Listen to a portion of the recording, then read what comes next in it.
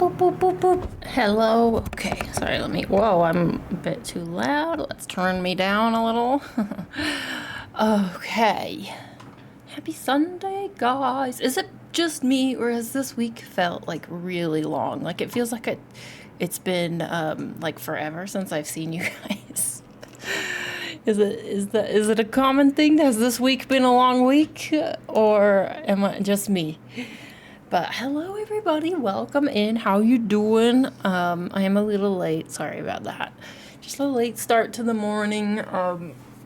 Like I thought I was all ready to go, but then wasn't. Chriser, hey Roy. Ratza, hello, hi. Cat, hi. Chat, hi. Streamer, happy lurking. King, hello, how you doing? Silverlight, hey. Hello, hi Moloic, how you doing? The moment when you first saw, let's see, when your first thought goes to Daffy Duck after first seeing the cat. He's pretty chill. Nothing very interesting in that intro screen. He just sat. But so good to see you guys. Oh boy, so this week, I had the house to myself, which was kind of nice. But I think that's also what contributed to it feeling like a long week, because it was like, I don't know, when other people are around, it feels like I have so much less time. But, suddenly when I was like all on my own, it felt like there was so much time. And I was able to be pretty productive this week. I finished a couple of commissions. Hi, Miso. Oh, you know what time it is. Miso Piso. He knows when we talk that he might get some treats. We'll see if he comes closer. Let's see. Maybe I should just go get him. Maybe we should go get him a churu, so he doesn't try hurting himself jumping up on this high desk. Okay, 1 second. I know.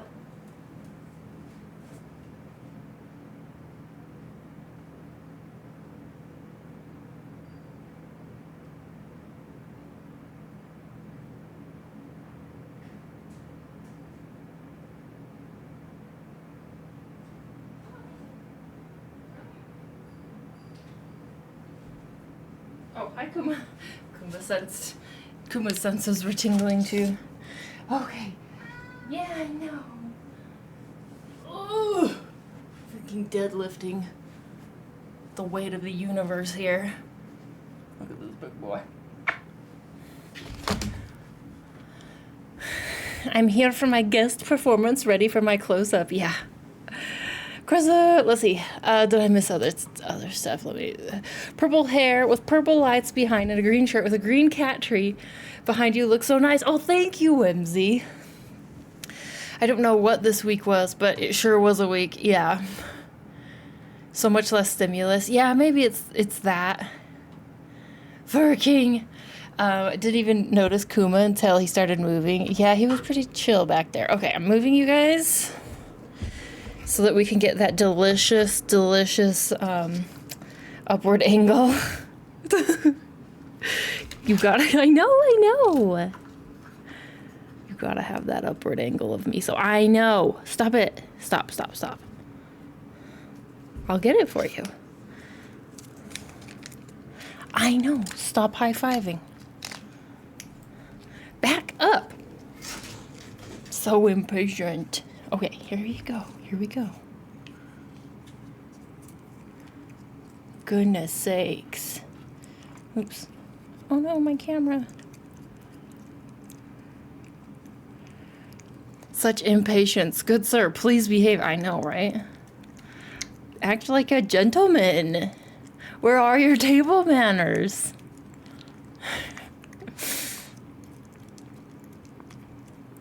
Good boy. Sir William of Orange. He's completely lost all of his royal, training and behaviors. Completely lost it. Just floofing all over the place. Yes, he is. It was kind of hot a few days this past week.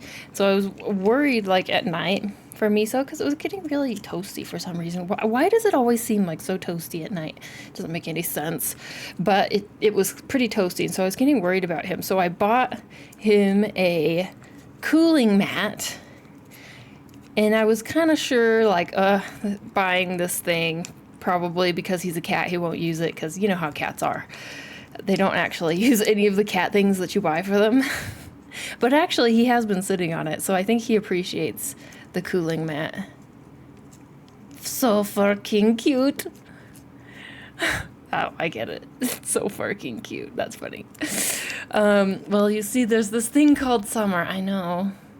Everyone turns feral for a snack. Let's be real. No, no, that's true, actually. Not at all, by the way. Just to make sure.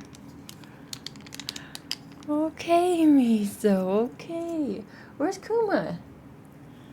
Oh, there's Kuma. Kuma should get a snack, too. Oh, is that delicious? Was that delicious? Look how big his head is. It's just like so big. It's like a softball. Just so big. Okay. Oh, that was so yummy. Uh-oh, you can see his chest babies. Yeah. So for those of you who don't know what babies are, if you don't know what a baby is, for some reason we've called them this, but the matted fur, you know, for some reason we call them babies. And so he needs to stop having babies, stop creating babies. But yeah, he has some chest babies right now. It's not a real thing, but it's just something for some reason that we have always called them. Okay. Kuma's turn. Do you want a treat?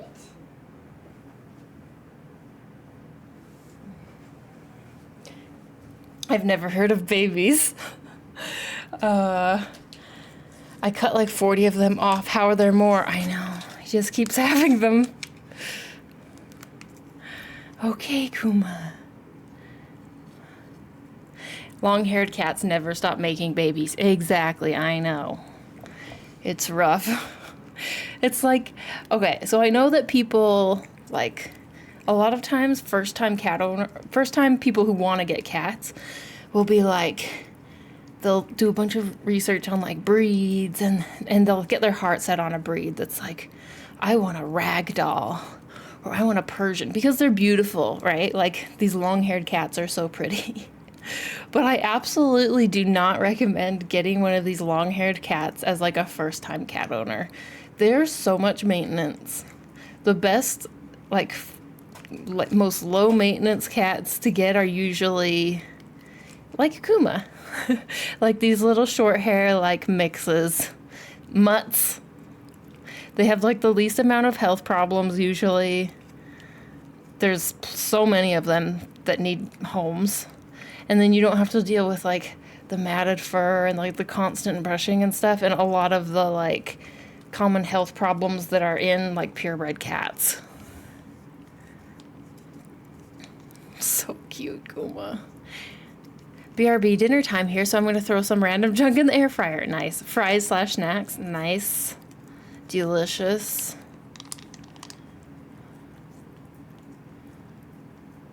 Is that so good? All my cats in the family has ever had were assigned to us by the council. Yeah. I mean, to be honest, you guys know, because I've told you this before, but I didn't expect to get a cat like Miso, like, ever in my life. Never. Because I thought for sure, I thought I'd be getting, like, black cats or something, you know, black cats, a tabby cat, maybe a black cat and a tabby cat, just because I was like, oh, I want to adopt, you know, from a rescue. But it just happened. The cat distribution system is weird. It gives you what you need, not what you expect. But yeah, so Miso showed up in our life. That's just how it is. Until we get to deal with a high-maintenance fluff ball. But you know, Kuma. Although this is the most naughty cat ever. Okay. Hello, hi Ryan Artward. Hello, my cat is jealous of the snack he sees on the screen he touched. Did he really touch your screen? Oh my gosh, that's so funny. Oh, that's so funny. Does your cat really recognize like the churu, or is it like that there was another cat on screen? That's funny. But so good to see you guys trickling in here. What do I need? What do I need? I'm gonna close this a little bit. Oh, sorry. You can stay in, Kuma. I'm just gonna crack it. Actually, 1 second.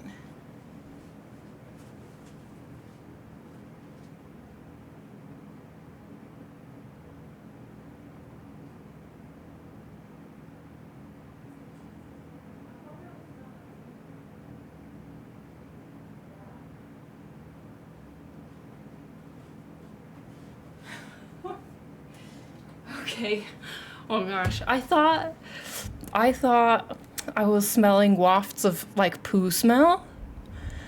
And so I was like, does the bathroom door need to be, this is a toilet not flushed? Does the bathroom door need to be closed? Like, what's happening here? It was not poo. It was kittens in the other room eating kimchi. Don't listen to her when she gets back. She's dumb. Oh, both I think snacks and cats. Oh, same thing. Arya Stark. So weird, Nate. I have not really gotten that until recently, that comparison. But you're the second person within like a month who has compared my looks to that.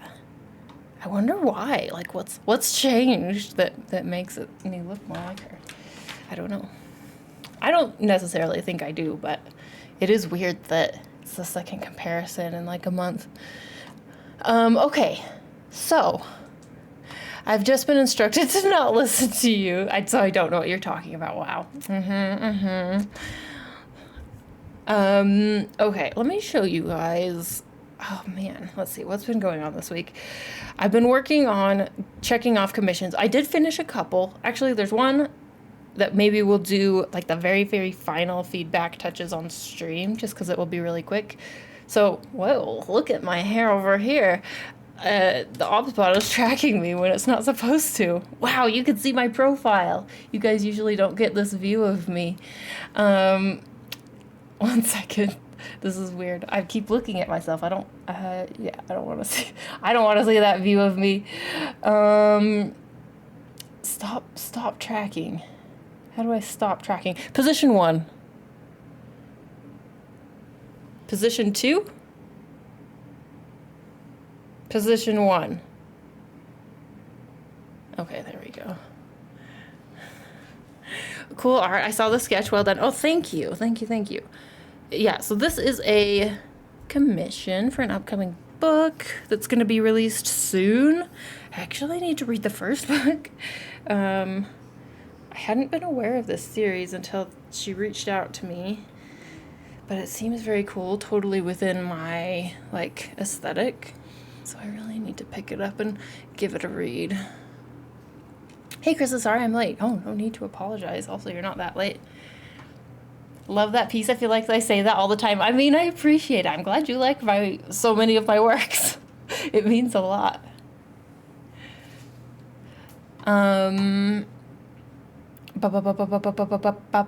Okay. So yeah, we just have a couple like last little things to do with this one. Very, very minor. So I think I'm just going to hurry and do that real quick so we get it out of the way. Oh, if I can find the layer. That's the problem. It's a bit of a layer nightmare. Something that, so on my Patreon, I provide like, it's a lower resolution file just because I've had problems in the past of people stealing the Photoshop files and like modifying them and then selling shit online. And so, they're meant to be for like learning purposes for like students who want to go in and just like dive in and explore the layers and see like what I'm doing. So when while I work, I'm not the most organized with my layers. And so at the end of the process, it's always like such a hassle to go through all of the layers and like try and name them, so that there's not very many people who I think actually open up the files, but for the couple people that do, so that they can open it up and not be completely confused by all of the nonsense happening. Oh, this one's going to be a hassle. Well, actually, for the commissions, I don't usually provide the Photoshop file, just because even though I still own the rights most of the time, unless it's like they've bought all the copyrights and everything, it's not, I don't want to like, you know, be giving someone else's commission to potentially be used by folks. But anyway, I need to find the layer. And that's going to require probably just going through and...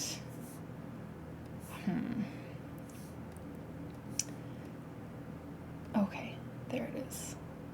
Alright, I'll just get rid of it. I thought adding those like brushy streaks would be kind of interesting, but the client wasn't a fan. So we're just getting rid of those. And then... Also, yes, we only need that layer. And last thing is there's just a couple little details I need to pop out a bit more. So we're just gonna draw over top. Boop, boop, boop. And let's see, but which ones are they? This one? Let me look. Sorry, I need to open up the email real quick. Good morning, Krissa. I always got made fun of for my plugin that would greet me in the morning when I was at an office. I mean, playfully, you know, not like meanly. Okie dokie. Yeah. Okay. Just these two. Just these two. Need to be popped out a bit more.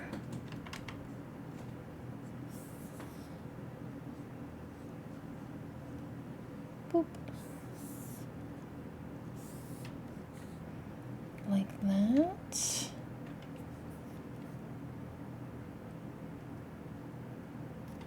Okay, and I think that's it. So done, guys. So let's save it. And with this one, I think I actually am going to provide her, I don't always do this, but this one I just feel like will work really well. I think I'm going to provide her with some color variations. But we don't have to do that right this second. So what else I'm needing to do today is, oh my gosh, look at me, oh, look at him. He's like a gargoyle, like just hunched up there. Okay, sorry, let me get caught up with you guys. Love that piece. Hey, Chris, I'm sorry I'm late. No worries. Stealing? Yeah. Are the flowers selected specifically with certain meaning, or is that confidential? She didn't give me a specific type of flower, but I went through and decided to go with like the moonflower idea, since it just seemed like it fit the theme, and she seemed happy with it. So yeah. I'm going to check all the files now. Okay, never mind. I mean, you can. You're welcome to check the files. Sounds kind of nice to be honest, the greeting. Oh, yeah. And throughout the day, it changes. Like, well, I don't know. If you guys are interested, I'm a simple being, and I can't handle, like, the very complicated workflows of, like, Notion and shit, you know. So here's what I do. It's not always the best. But I have this plugin called Momentum. It's free, that you can buy a premium version, of course, but what it does is it replaces like whatever, it's your homepage basically. When you open up Google or Chrome, Instead of like it popping you into Google or whatever. I don't even know what it does these days. It opens this page. It says good morning. And then it changes throughout the day. Like later in the day, it might say good afternoon. It might also have like an inspirational quote or whatever. And you can type, what's your main goal for the day? I'll be honest, I usually skip this because I have too many. And so, but I should use it. And then also you can write your to-do lists, your tasks. So you can write your to-do lists here, check them off as you finish them. There's two. There's your today and your inbox, and I just use them interchangeably because I'm a freaking chaotic fiend. But in my inbox, I keep like my big long list of things I need to do. And then ideally in my today, I would just assign like things that I think I can get done today or need to get done today. But really the way that I use this is we did that. And I did that. I just, I just make a list. I have more things I need to add, but that's what I do. If any of you are curious about what in the world this homepage is. Okay. That's all. I just use it as a list keeper. I don't like it when computer systems address my name. Well, you can put in whatever name you want. Well, I guess you could change your name to like Emperor or some kind of nickname / title. Yeah, exactly. Hey, Sothy. Oh no, I love the word momentum, so now I feel biased already. I'm a simple being, said the Fae. I'm gonna check it out. It seems like something I could use. I got it because it was like supposedly, it will help minimize distractions. Like if you're opening up the internet to go do a specific task, it opens that instead of opening like something that might distract you. Although I don't know if it really works all that well, but it's fine. I like it well enough. Hey, cats are running around. Hello, zoomies. 1 second. Here, let me open this for you.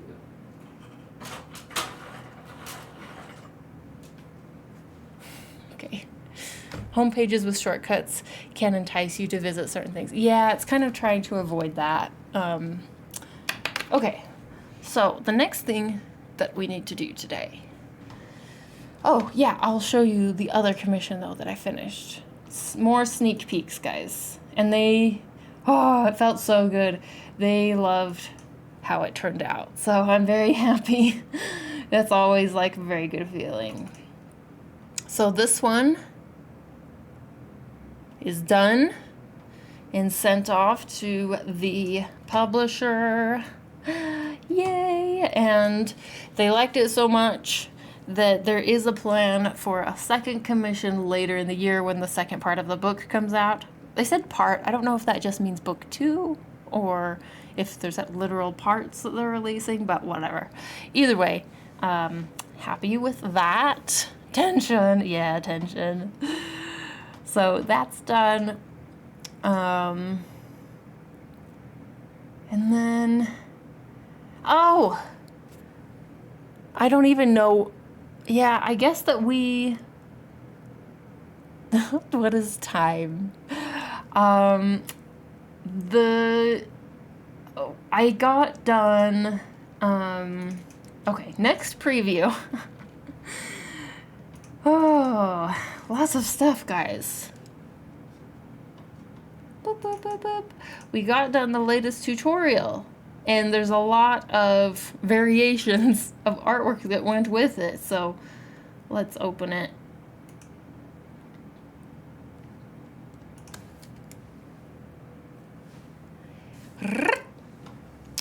Hey, you talked about karate before. Out of curiosity, do you still do it? I do not. I have not done it in a very long time. Since I was a teenager.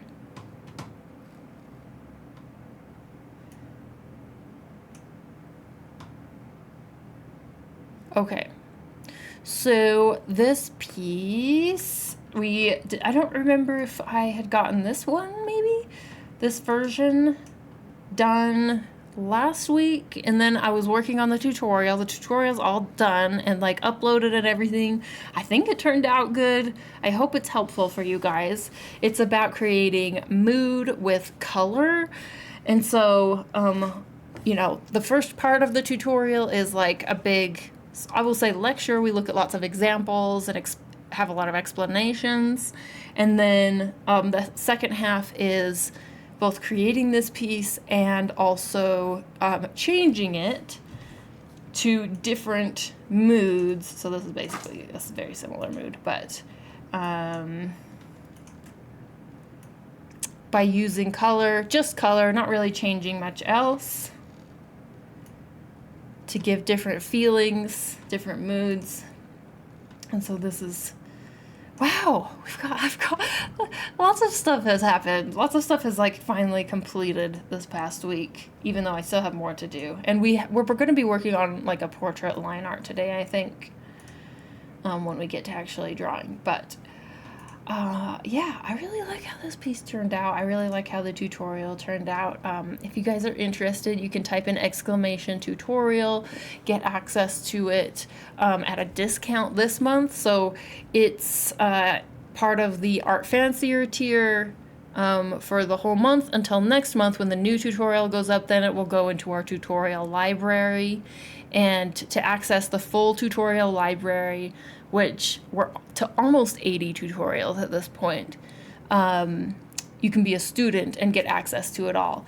And you know, okay, I always like feel nervous and want to give as much as possible to, you know, people who support me.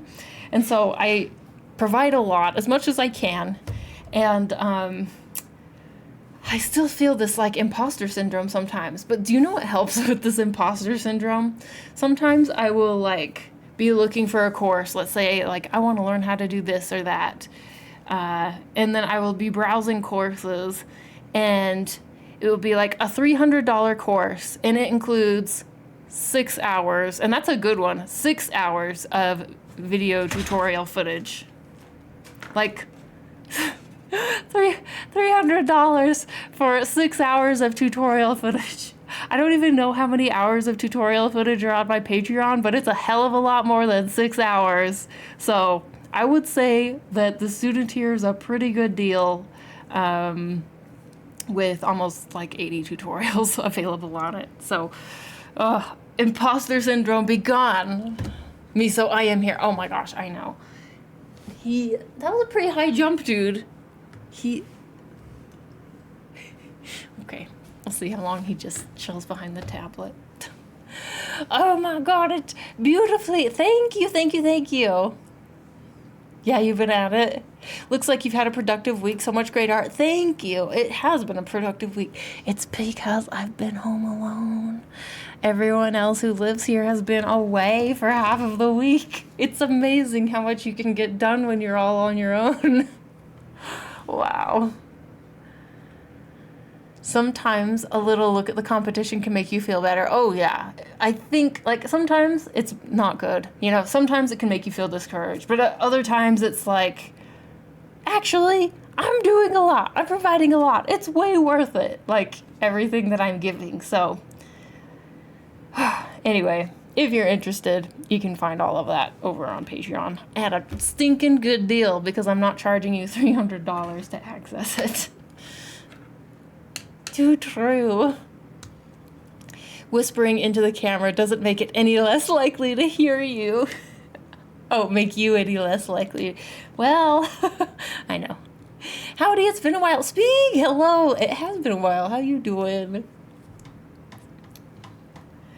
Oh, and then I wanted to also mention that next month, so these tutorials are going to kind of lead into each other. So this month we did the color moods tutorial, creating mood with color, doing all of these.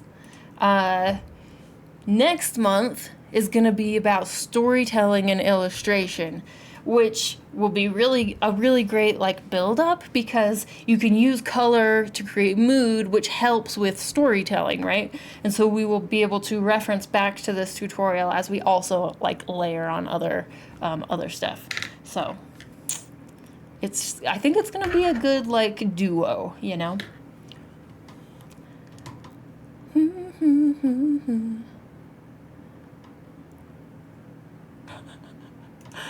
Um, speak. Let's see. Third year architecture eating.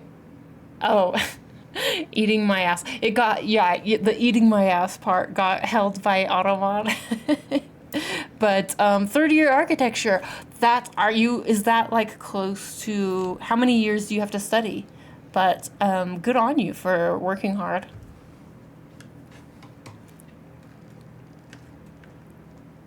Oh, biddies for the lovely art. Oh, thank you, Toad. That's really nice of you. Thank you, thank you, thank you. Miso. Hey, dude. Miso is behind the... I'm afraid sometimes that he will slap me or bite me if I'm like reaching over to use the mouse and he's too close. 3-year undergrad, 1-year internship, then postgrad. Oh, okay, cool. So you're almost done with your 3-year undergrad, then you have your internship, and then you have postgrad. That's awesome. Okay. So next, what we gotta do, my friends. What do we gotta do?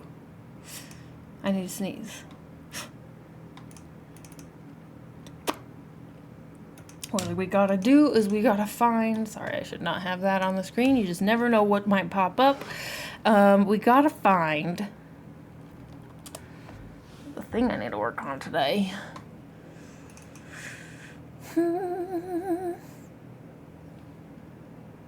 Here, okay. So this one, we could jump into color, but I don't think that's what I'm gonna do. I think today we're gonna work on, if I can find, hi, what, oh, it's because it's 11 and his lunchtime is noon, so he has to start reminding me that lunch is coming up and hopes that, oh my gosh, he's gonna sit on my mouse. Okay, well, can't use that. Yeah, he's gotta remind me that lunch is pending. Is impending? Impending.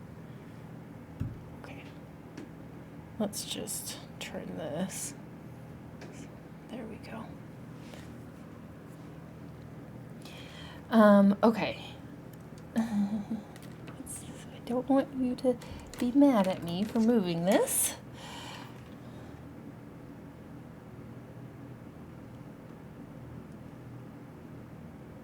Okay,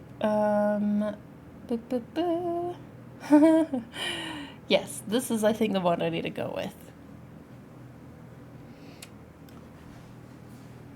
So we're gonna merge.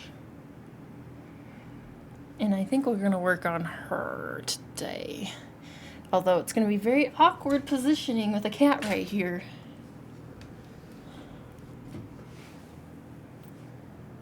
Hey, Miso. Such a bright expression. Yeah, she has like a pretty bright and almost like flirty personality. She's like a little character, you know, like in terms of her actual physical size, but with big personality and energy.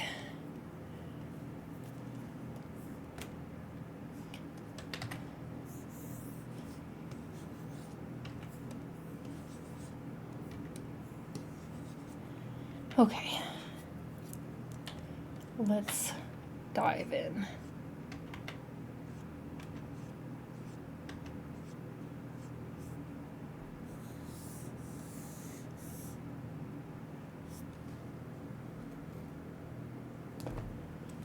Hey, yo, Krissa, what inspired today's piece? It's a commission. It's a character portrait for an author. I've got a lot on my plate at the moment as far as client work goes. So that's what this is. I'm like trying to check it all off. Actually, okay, I hope this doesn't sound like too much tooting my own horn, but I'm kind of impressed with myself this month that I've been able to get so much done. Like, I don't know. Usually my art, like, I make a lot of art, but at the same time, I'm quite slow when it comes to like finishing pieces. And the only thing that really makes up for that is just that I do it a lot, you know?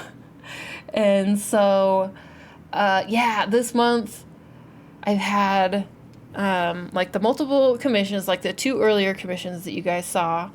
I have had like the tutorial. The tutorial, by the way, guys, ended up being 1 hour and 20 minutes long, like longer than usual.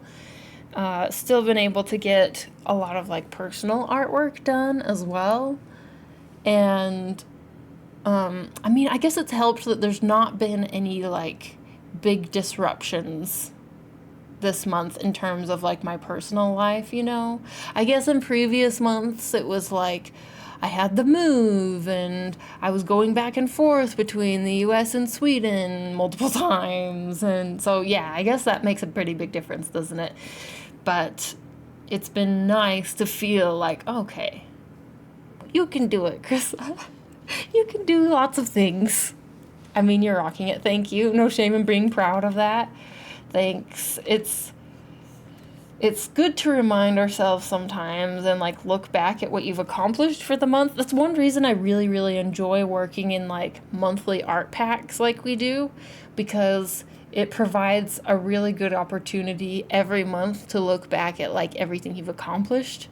And working so monthly, I don't know, it's just been so normal for me for years now that I realize, or I don't realize frequently that, like, yeah, most people don't really have those natural checkpoints where they will look back and like retro review like the things that they've managed to accomplish for the month. And it's really nice. I've realized it's really nice to have that just kind of built into my work, you know? I guess you're starting to ground a bit more. Yeah, that's a good point, where it's like kind of just getting into like routine and flow and stuff. Don't fall into the must always do more trap. Oh, yeah, that is the problem. I am still, even though I've taken on probably, you know, more client work than I would normally do, I'm still trying to be somewhat careful about not taking on too much. I get lots of inquiries, and I've had to tell people, like, depends on your schedule. I'm booked out. Like, I try and not book too many in a month, so that means that I get booked out pretty quickly. You know, like, I'm not really taking, and I have some clients who are like, yeah, it's coming up at the end of the year. So technically I'm booked out probably all year, although I'm telling people I'm booked out until like September at the moment. But anyway, nah. Oh, tarot pull. Which deck would you like to pull from? And let me know your question. So the decks that we have are, we have the Dungeons and Dragons deck, we have the Dark Forest deck, we have the Lovely Ladies deck, we have the like traditional tarot deck, we have, oh, we're getting a lot, guys. And I just backed 2 more tarot decks. They won't be here for a long time, but what else do we have? Do I have another one? Dark Woods, did I say that one? Yeah, just let me know.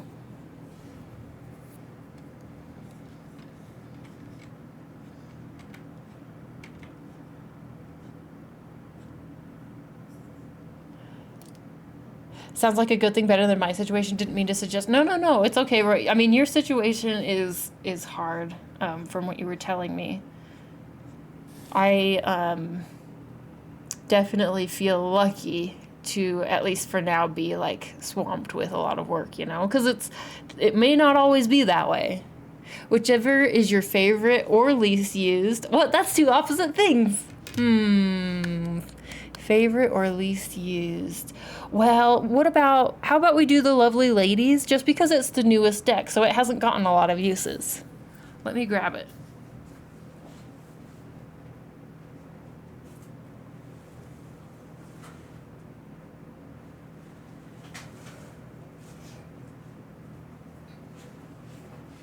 Okay, Miso's on my mouse, so I can't scroll chat. Okay, I'm sorry. Can I just take this? Thank you. Oh.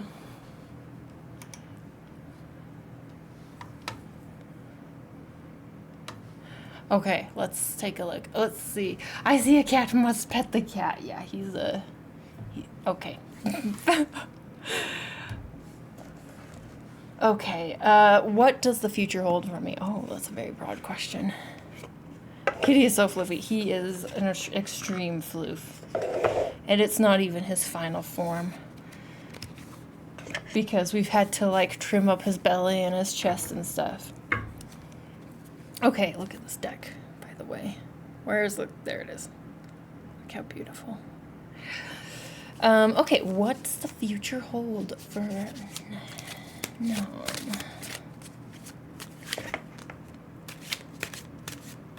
Future hold.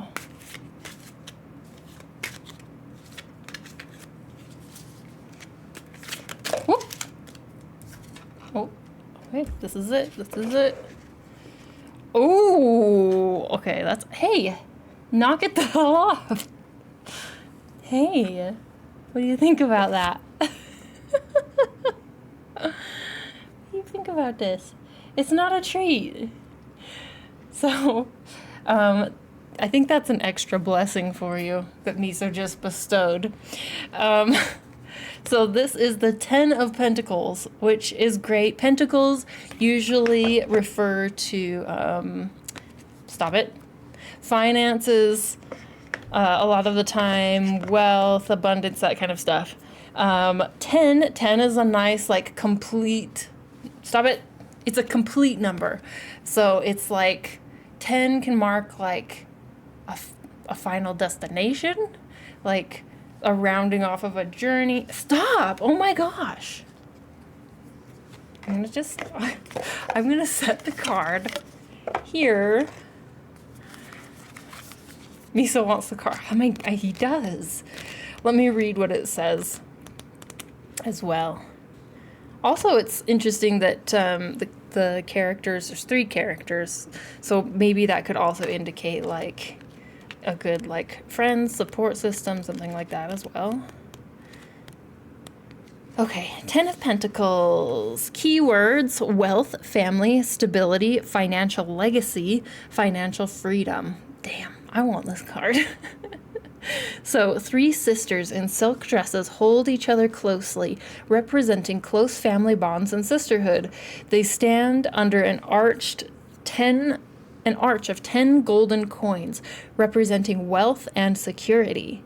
The 10 of Pentacles represents complete financial stability and accomplishment. You have worked very hard to get where you are today, and now you get to enjoy it. You care deeply about your family and understand that family is more important than wealth, but now that you have it, you can enjoy it together. Enjoy your success, family, and financial freedom, lovely. Damn! That's a good pull. It seems like your future looks bright. Everyone in chat is like, I claim that card.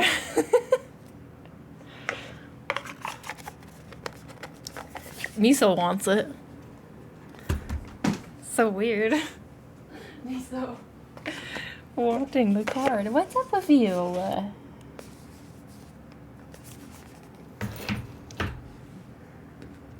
I don't know if he's gonna let me draw. Guys. He's gonna need to have his dinner soon. Alright, I'm gonna move him. Sorry. Oh. Lunch. Go get it. Okay. Miso themed tarot win. Oh my gosh. But that reminds me though, guys. Actually, like a Persian, imagine like a Persian cat themed tarot. Where it's all just, like a grumpy cat. Where Miso looks kind of like a grumpy cat, but that reminds me though. So I don't know if you guys know this about me, but I like have this like very soft spot in my heart for Winnie the Pooh. It's like I feel like there's just so much wisdom in Winnie the Pooh, and I love it a lot. And you know, it Winnie the Pooh, like the original, entered public domain. When was it? Like last year, the year before, or something. And so there's been some Winnie the Pooh stuff that's been popping up. But one thing, a Kickstarter that just popped up, is a Winnie the Pooh tarot deck. And because for me, it was like when I saw that, it was an ad, because, you know, ads know you. I was like, oh shit, instant buy. Because Winnie the Pooh is just so full of wisdom, and it felt to me like the perfect theme for a tarot deck. But yeah, so I backed that Kickstarter. It's still going on, but I think that everything won't be like printed and delivered for quite a while. Yes, Witty Tarot deck, yeah! Miso looked directly into the camera. Your wealth is mine. I require more treats. That's true, actually. Most of my wealth does go towards Miso feeding that cat. We probably spend more money on cat food than human food, to be honest. Like, because he only gets the best.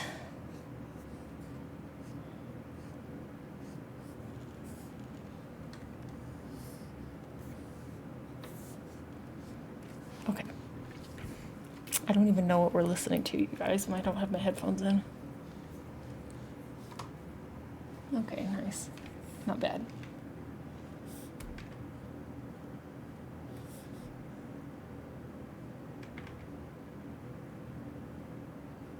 Oh yeah, I really like this song, actually. I love how deep Winnie the Pooh is. It's so fun to study it and read about the meaning behind it. It really is. It's so good. And have any of you read like the Tao of Pooh? Or the Tao of Pooh? It's pretty good as well. Like, kind of assigning like Taoism sort of wisdom and meanings that come across in Winnie the Pooh. It's very good.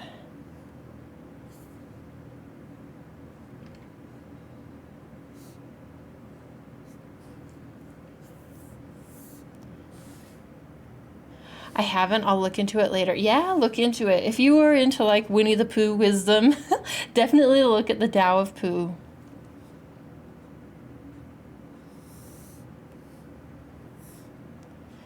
I think that the story of like how the guy came up with it was, I don't know if he was talking to someone where they were saying like we don't really have any sort of equivalent of like the wisdom of Taoism in Western culture. And he was like, actually. And then he started like doing this whole like Winnie the Pooh, like laying out all of the Taoist wisdom that comes across in Winnie the Pooh.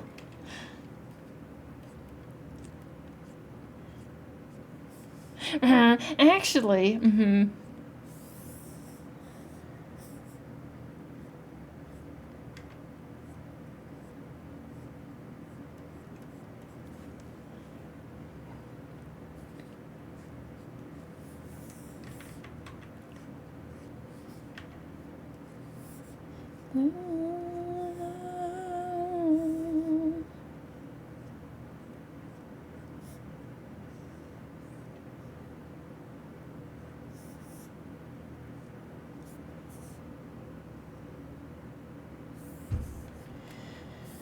okay.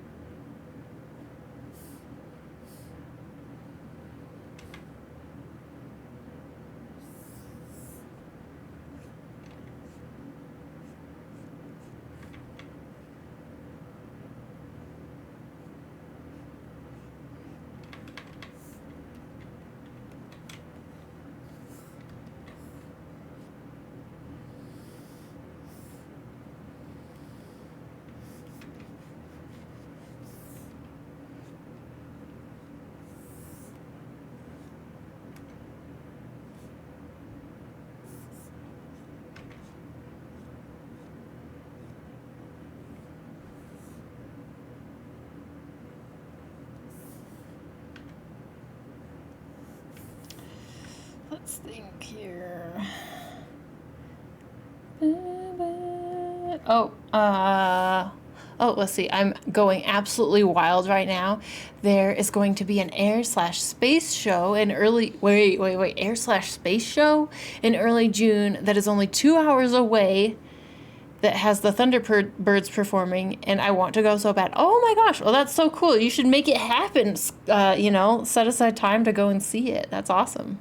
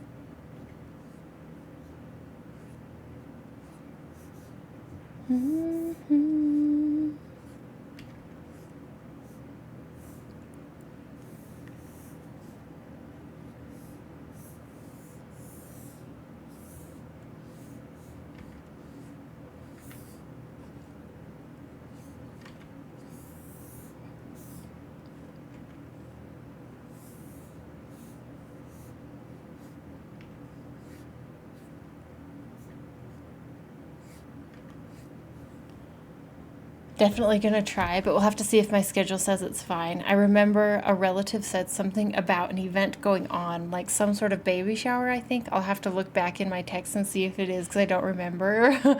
Oh, yeah. Oh, baby shower.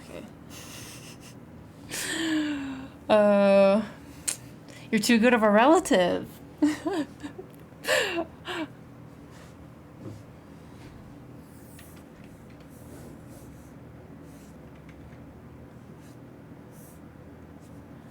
I am a horrible relative. I would skip the baby shower.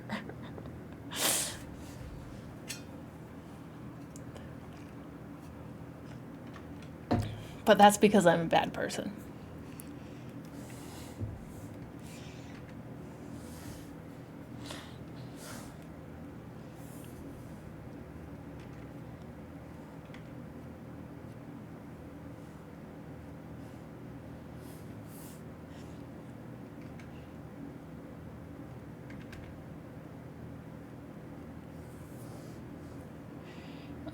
Oh, happy lurking, happy lurking. But you know what I'm not a bad person when it comes to? Cats. I am a good person when it comes to cats. My heart has been like, in pain, because this season there's just so many cats, but also like mama cats with kittens that need like foster homes. And at the moment, since I'm not living in like my own house, we can't just be fostering cats. And I'm like, me, pick me. I wanna foster the cats. Like, kittens are a lot of work. For actual like adopting, I don't really want to adopt a kitten. And I'm happy with my two adult boys. But I want to help, give them a place to land and grow and develop before they get adopted out.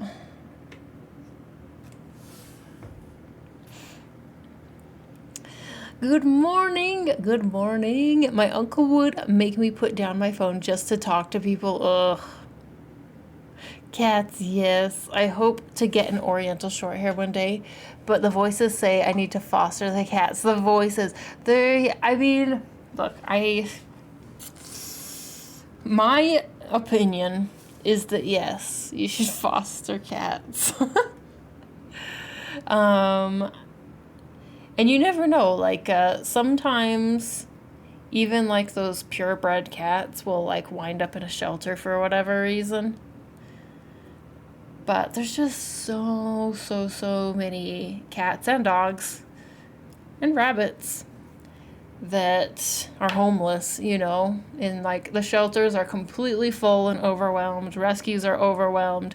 This season in particular is really difficult because it's like kitten season. Cats that aren't fixed are breeding and like exacerbating the problem. And so, yeah, there's a lot of help that's needed.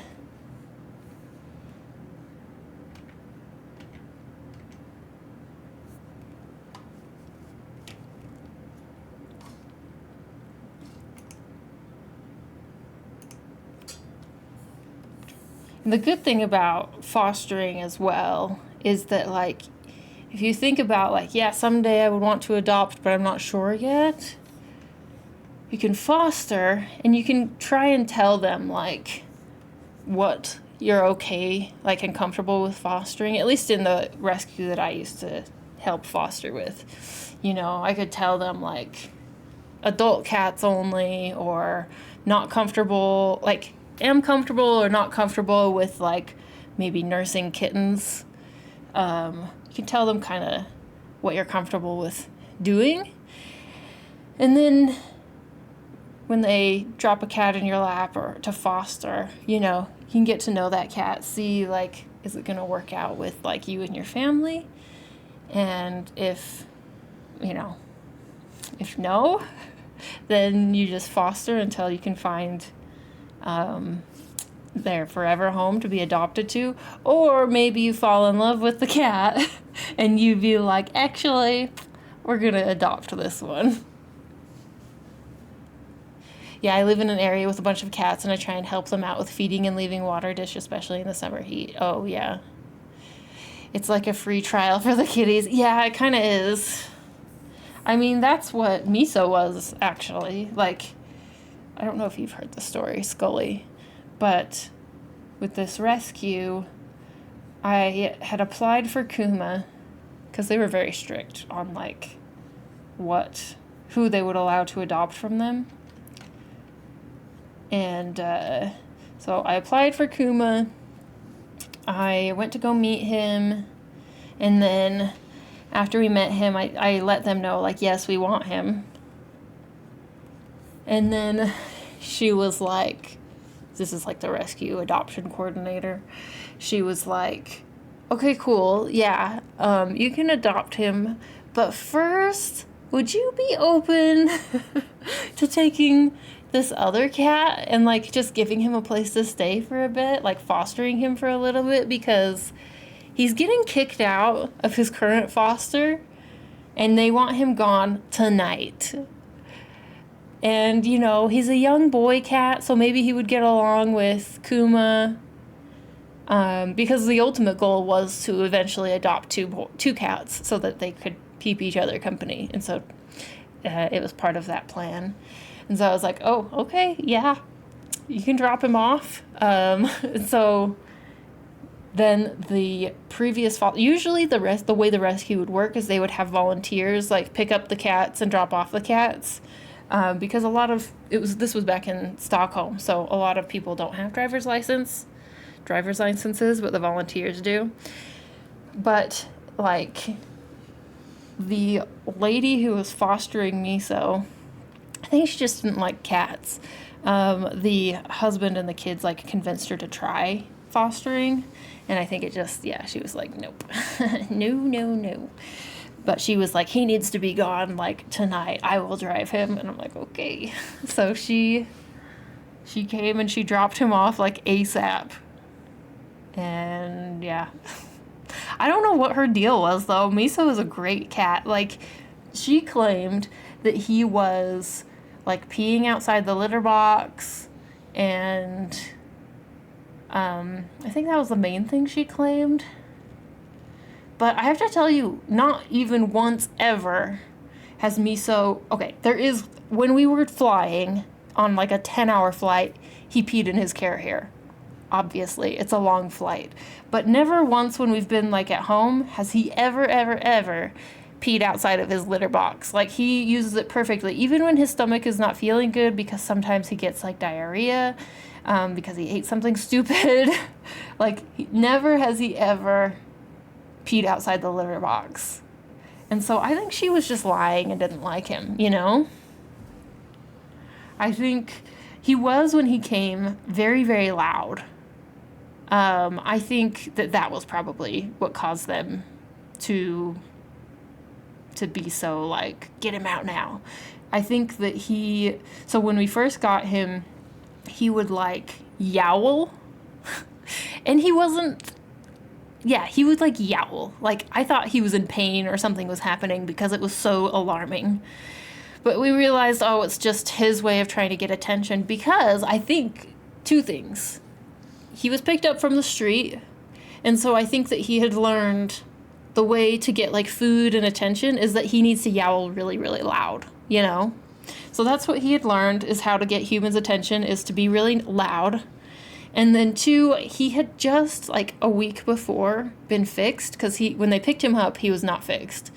And so it could also have been that just like the tomcat hormones were still wearing off, and tomcats will do like really big yowls. I don't know. They just do. And so it could have also been that. And so we just like, we resolved ourselves. We need to completely ignore him when we can't acknowledge him at all when he's yowling. And so that's what we did. And he learned after like 2 days, oh, this doesn't get me the attention that I want. And he stopped. But he's a very well-behaved cat generally. Yeah.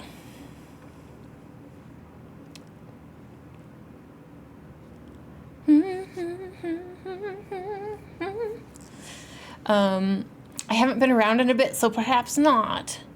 Help, so short notice to get Miso out of her hands. Oh, yeah, I know. Sounds like a skill issue. Sorry, I had to. No, I think so. Yodeling cat. He was really noisy. He's a good boy, though. He's a good boy.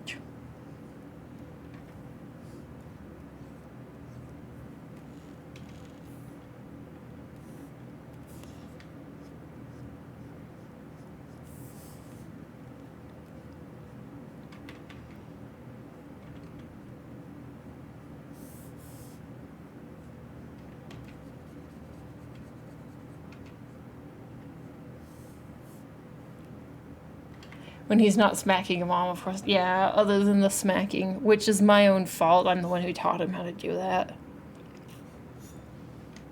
Be very, very careful, you guys, when you teach your cats how to high five. Because you're teaching them to basically hit for treats. And Miso doesn't quite make the connection. He does a little bit, but he doesn't fully make the connection that it's only when I hold my hand up and say high five. Instead, it's turned into just I slap for snacks. That makes more sense, yeah. Kuma gets it. Kuma's like, when I say high five, Kuma very nicely goes, but Miso is like, slap equals snack. Slap. My boy used to high five. He would fully stretch up to reach my hand. Oh, so cute. I was about to say, you taught him to hit you? Do you have something to admit? Yeah. Probably in the future I will not teach cats to high five for snacks. It was a mistake.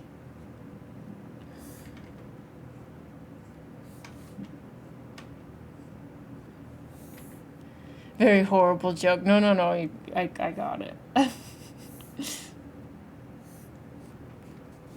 Okay, what is this? I don't mind this music, but it's a little... It's fine, but I don't know if I'm feeling it at the moment. I would really like some corporate inspirational music. Where is it?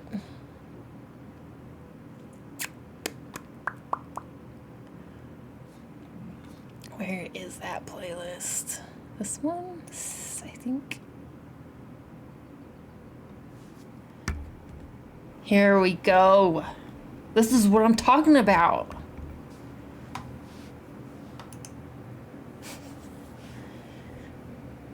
My gal Spring, she does this cute little hop for treats and pets where she ends up stomping. So cute. All the grace and silence for her raw advantages and just hop stomp. So adorable. Oh my gosh.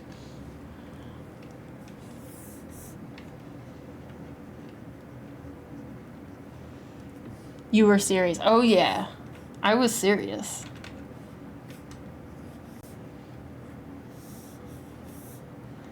I want to feel like I'm in an orientation.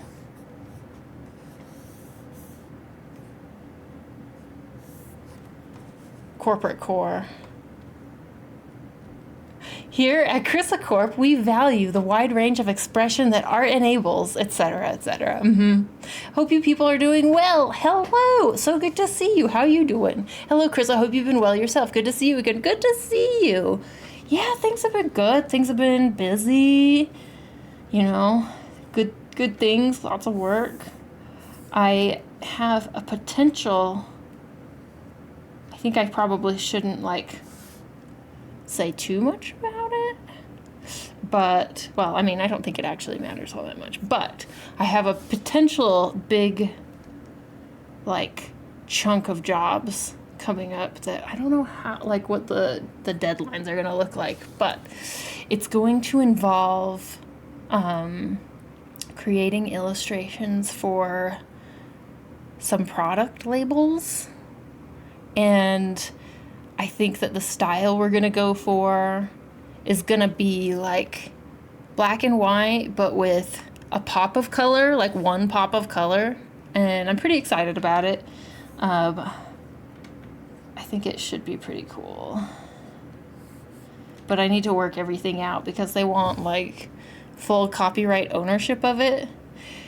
And so I need to talk to them a little bit more, would I be allowed to display it in my portfolio? Would I be allowed to post it and share it? All of that kind of stuff, because that's going to affect the price. And usually, full copyright ownership is you charge, somewhere between 300 and 500% extra. And so we'll see. It also depends on their own budget, of course, because it's a small business, so... If it goes through, it will be really cool, and I'll be super, super excited about it.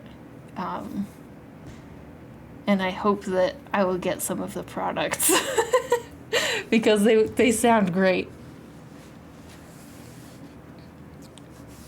I kind of feel like writing a whole spiel that even though... Wait. I kind of feel like writing a whole spiel like that even though it's so gross. I mean, I would read it. If you want me to read it in corporate voice. I'm okay, topsy-turvy, but c'est la vie. I just watched Godzilla movie today, and that was nice. Oh, cool. Topsy-turvy. Well, yeah. I understand how that is. And then I'll do voiceover of it, too. Oh, yeah, hell yeah. And both love and hate myself at the same time. I'll just leave it in the idea phase.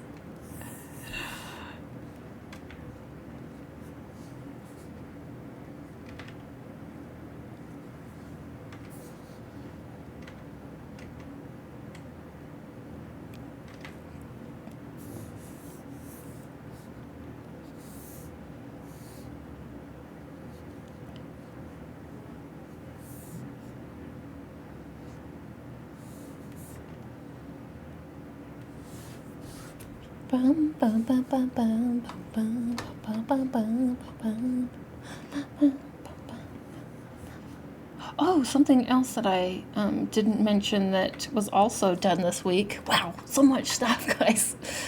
Is I made on a whim, as if I didn't have enough stuff to do. But then, you know how it is. Sometimes if you're just hit with inspiration and motivation to do something, you just gotta do it, right? I made, oh shit. our little written tutorial on dramatic lighting. And so it's like a PDF written like step-by-step tutorial on how I do like lighting setup like this. So that's another thing that was posted this week.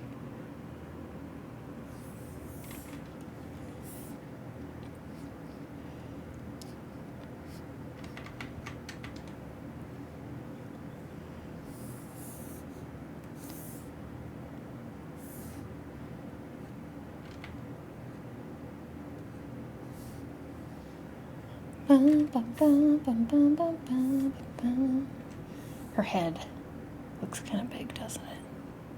I think it's gonna look huge once I do it in Lineart. Oh well. We'll do it and then we'll resize it if we need to.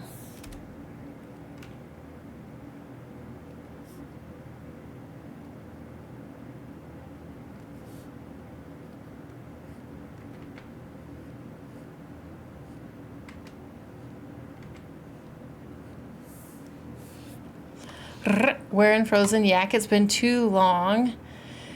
Off the top of my mind, when you need someone to validate your productivity, doesn't he usually tease stuff like that? Yeah, I think he's been coming in a little bit later. Maybe he's been busy or he's lost interest in me, I don't know. You know how it is. But yeah, he's been coming in a little bit later than usual lately, the past few weeks. I love the naturalistic texture of the brush you're using. Oh, thank you. Thank you, thank you, thank you.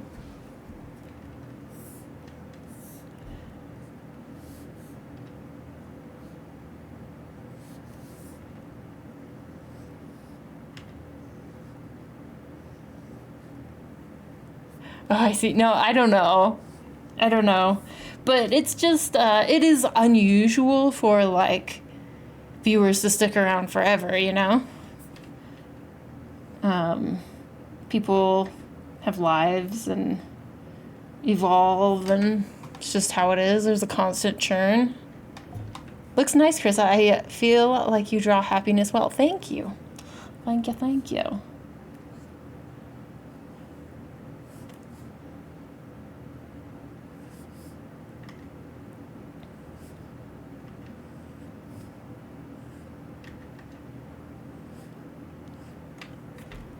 I also tend to be, I mean, I have this problem in real life, like with real life friends, and so it's even more with online, where I'm just like so busy and always so kind of into what I'm doing that I have never been very good at like maintaining like relationships and friendships over like long periods of time, over distance, over, it's just kind of how I am. I actually saw a thing describing this. Oh, I just realized we don't have any of our overlay stuff on.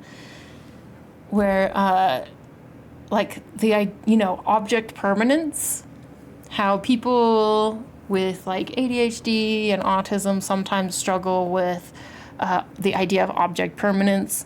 That means that like if an object is not like right there within your view or your vicinity, it kind of vanishes from your mind. You don't really maintain that it still exists, even though logically, of course, but it's just like it's not there anymore in your head.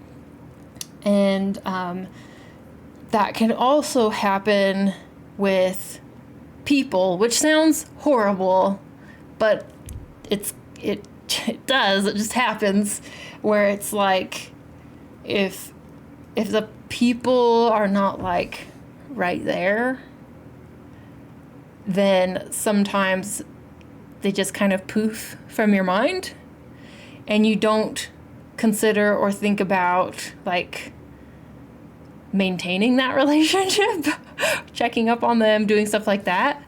You kind of have to like set reminders and stuff to remember to do that. Otherwise it just doesn't even like occur to you.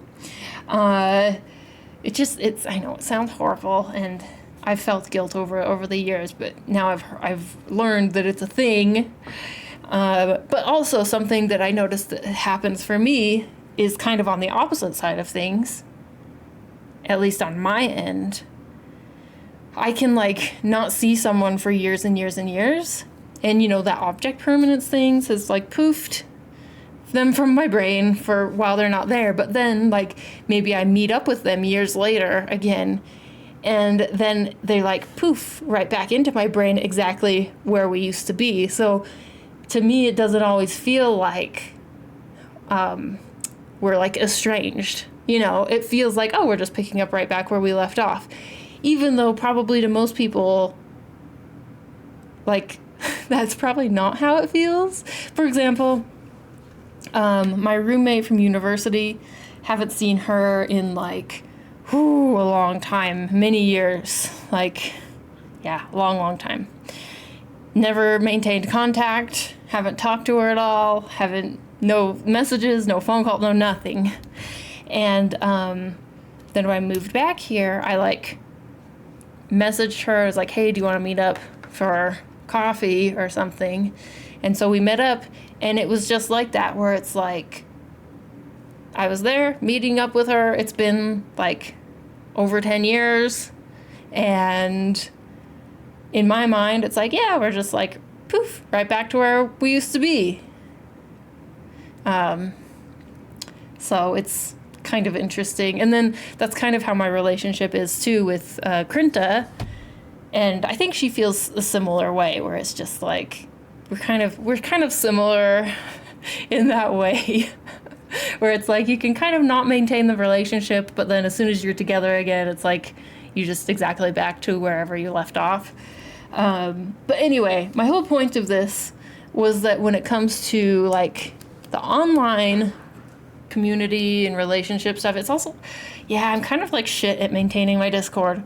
And I'm not really like always in there like chatting with people. I really don't maintain like message threads, like private message threads with anybody. Nobody really. Even like family members, I don't really maintain like message threads or like text threads with people. I don't know. I'm just like socially, it just takes a lot of effort in my mind socially to do that. And it doesn't come naturally to me at all. And so when it comes to maintaining like these online connections, it feels kind of impossible to me, to be honest. Like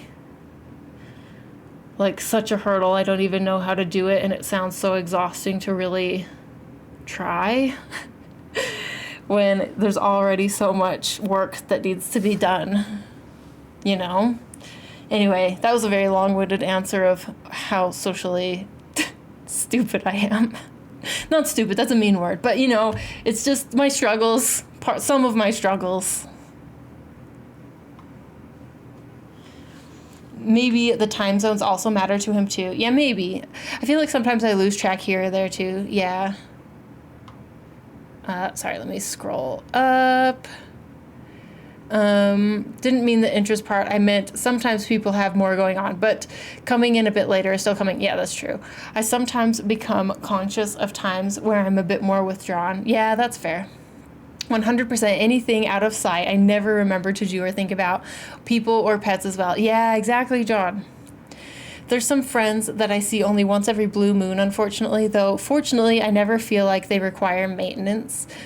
The times when we do meet is the same as always. Yeah, it's nice though when you have friends like that. Like, it would be impossible for me to maintain, like, it's good that Krinta and I are kind of on the same wavelength like that as like best friends, because if we were not, like, any other relationship that would require that sort of maintenance, it doesn't happen. Like, I won't have that friend because I just don't do it, you know? I just don't do it. But I do try and remind myself that they're not doing it either. So it's not all my fault, right? Speaking of ADHD, I have a diagnostic talk about it tomorrow. Oh, yeah. I'm very curious what, if anything, is going to come out of it in terms of autism and ADHD. Yeah, that'll be interesting, Roy. I'm wishing you the best, whatever the outcome is. I also have people who I think about and want to see, but then I assume they're busy and don't want to bother them or prevent rejection. So I don't ask to meet up or anything. Hello, self-sabotaging. Yeah, like no time passed. Click is still there. Hey, Mothy. Hello, hello. Hey, Spectre. Yeah, I mean, if people know you're genuine, they'll know and understand, like how we sometimes have a bit of a chat and it's all good besides that. Oh, yeah, Roy. I like our kind of random little chats.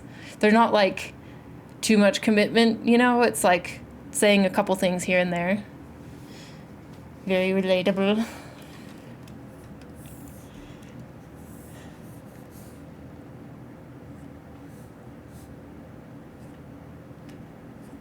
But I guess it is good to remember that it's a two-way street. Just because I'm not always very good at, you know, maintaining a connection or checking on people, I have to remember that they're not checking on me either. So we're equally, I guess, disinterested in each other, or equally,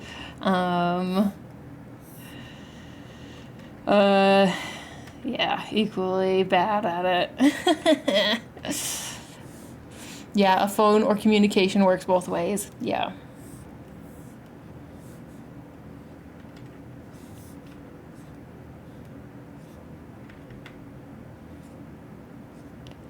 Everyone's got their own lives and stuff going on, so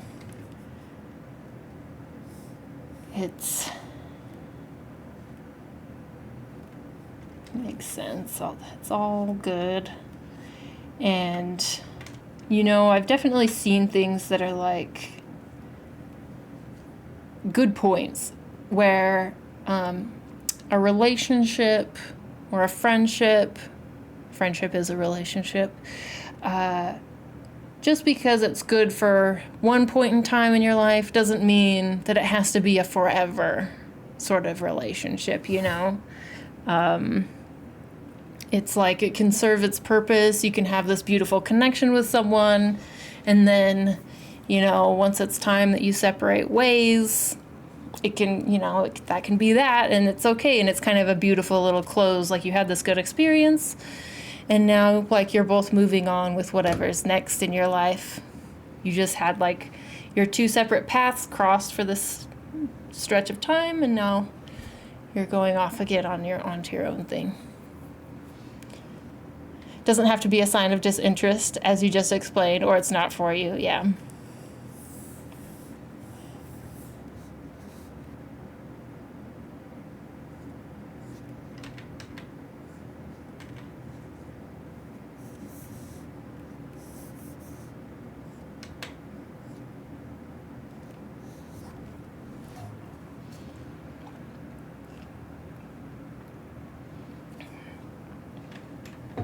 Can be sad when it's not mutual, though, but for sure, yeah.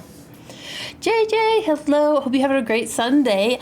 Hey, I'm having a pretty good Sunday. We're just, we were chatting a little bit about the struggle of, like, maintaining relationships sometimes and, like, you know, that kind of thing. But while we're working on this line art, I've told people who get really upset if I'm not consistently or constantly in their life with illness and stuff going on, that their friendship is wonderful, but it's not for me if that's their expectation. Oh, that's a good point. Yeah, you have to have people who are understanding of you, how you are, and your situation and everything. The only people I regularly text is my best friend of 7 years and my partner. Other than that, I forget to text sometimes, or most times. Yeah, same. Yeah, I think the only person I regularly text is basically my partner, my husband.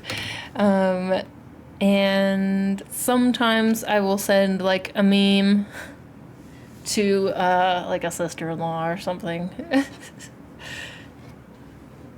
Forgetting to text or falling asleep before replying is definitely a struggle. Oh, yeah.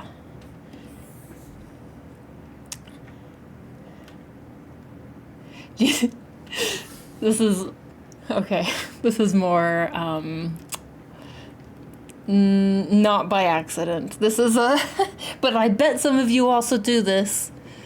But sometimes texts, depending on who they're from, can like stress me out, or maybe I just don't feel ready to like reply, or if it has to do with like making a decision or making plans or something. Like I just don't feel ready. You know, I need to give myself a little time. But I don't want to leave a message on read. On read, not unread. I do want to leave it unread. And so I will like discern as much as I can from the message by just seeing the preview. But I don't open it until like maybe a day or two later when I'm ready. Yeah, that makes sense. Like a loaded message, pressured and emotional, perhaps. Yeah, exactly. I feel the struggle, especially after moving 800, I'm going to think miles away from where I lived. Like it's so hard to write if they don't even write themselves. Yeah, exactly. I need to get into the habit of checking on people, especially friends from high school, mostly because they don't reply and I don't want to feel annoying to them. Oh, well, I guess if they don't reply, like you could try maybe once or twice, but it's like if they don't reply, then it's like, all right, I guess you're not interested. And you move on to someone else. I don't know. Relatable. I do the preview peek too. Some friends and I have an emoji we send when we want to acknowledge that we saw the message but don't have the spoons or anything to add to the conversation. Oh, that's a good idea, especially if you like, you know, all kind of know that language and it's understood. Someone who I think I've told you guys this before, sometimes I come across as a real bitch in messages. And I know that's a strong word, but it's true. Because I can come across as really rude in messages and curt because I have so little energy for them. That like, I just want to like be straight to the point. If there's nothing really else that needs to be said, I don't say it. I even find like having to like go into find the emojis to soften the message like a bit of a hassle sometimes. But I've realized, at least with some people, one person in particular that I'm thinking of who's a family member, he reads into it too much. Like, he will think that I'm like mad at him. He's even like said it like, oh, I thought you were mad at me or something. Or he even said like, I thought you were having like, because I had phrased, I don't think I had phrased anything weird. I think I had said like, we were trying to coordinate something and I said, you'll have to ask Kittens. You'll have to ask Ryan, my husband, about that. I think I just said like, you know, you'll have to ask him. And he like super read into it. Like, I thought you guys were like fighting or something. I'm like, what?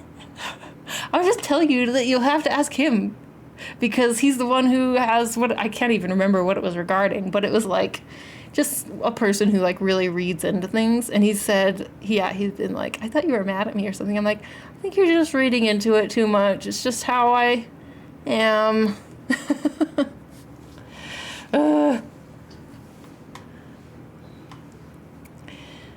Now I'm mad at you. Some friends, oh yeah, I read that. I can relate to your struggle, Krissa. Thank you. Yeah, it's just one that can be chosen that's seen as a neutral to positive affirmation. Oh, nice. And then I realized what I'm doing, and I don't let myself get away with it sometimes because it's going to come back later. And if not urgent or anything, I'm like, I am not required to respond ASAP. Oh, yeah. The inner reading voice twisting things. Oh, hydrate, thank you. I definitely try to have a very open-ended and not even needing a response type of messages. Hi, I just wanted to wish everything well with you and have a great week. In between, though, trying not to put pressure on the others, but still a bit of maintenance. Yeah, that's a good idea.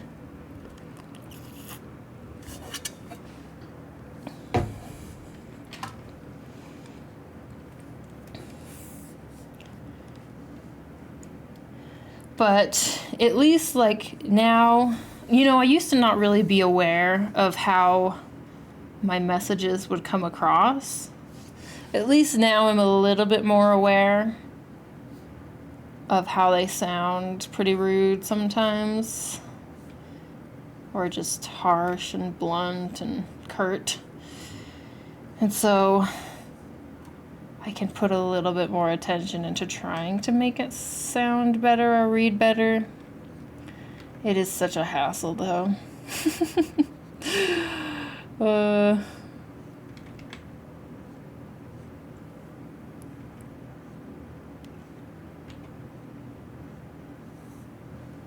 See, this is why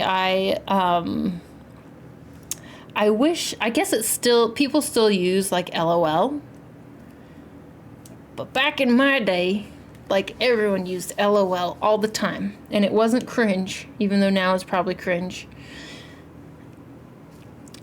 I wish it was still how it used to be, because LOL was so easy to slap onto the end of something and it would soften everything, you know? It would soften everything. We even said LOL in sentences and it wasn't cringe. Yeah. But it's like, it was so great because it was just really easy way to soften the sentence and like make it a little more lighthearted. You didn't have to freaking dive into the emojis.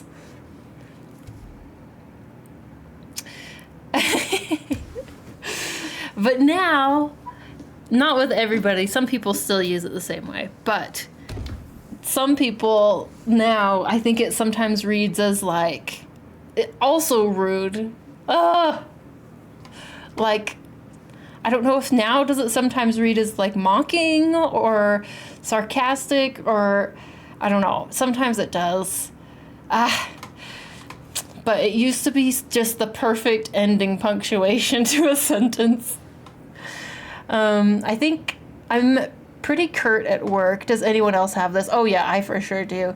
At work, I hate it when people say, hi, how are you? Oh my gosh, me too, Whimsy, me too.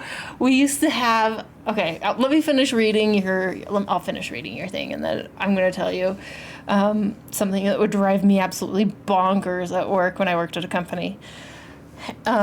So at work, I hate it when people say, hi, how are you? And then hit enter. So I get a notification and then they start typing what they actually want. And I'm disrupted just watching them type. Yes. And it's even worse when they wait for a response after the hi, how are you before they start typing. We used to work at my old company. It wasn't too bad with, my European coworkers because Europeans, at least Northern Europeans, are pretty like blunt and to the point, so that was fine. For the most part, we wouldn't really get stuff like the hey, how are you?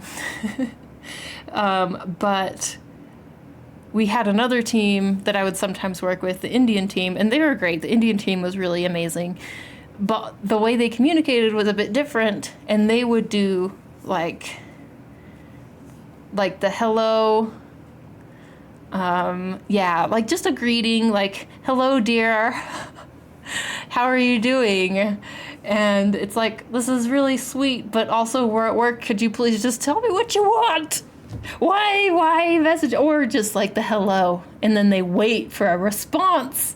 Like, oh gosh, please just like, you can say like, hi, how are you? I don't even say hi, how are you? If I'm trying to be nice, what I say is I type, hi, I hope you're doing well, because I don't actually want a response to how they're doing. I want to tell them what I want to tell them. I say, hi, I hope you're doing well, and then I say, whatever I need to say or what I need or whatever.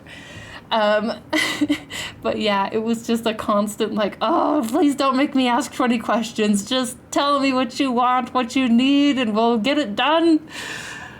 But yeah. Wait, I still do that all the time. To be fair, finding a good emoji that encapsulates your current emotion about something does have a certain euphoria. Oh, yeah. My favorite emoji to use is probably the melting face. I love that emoji.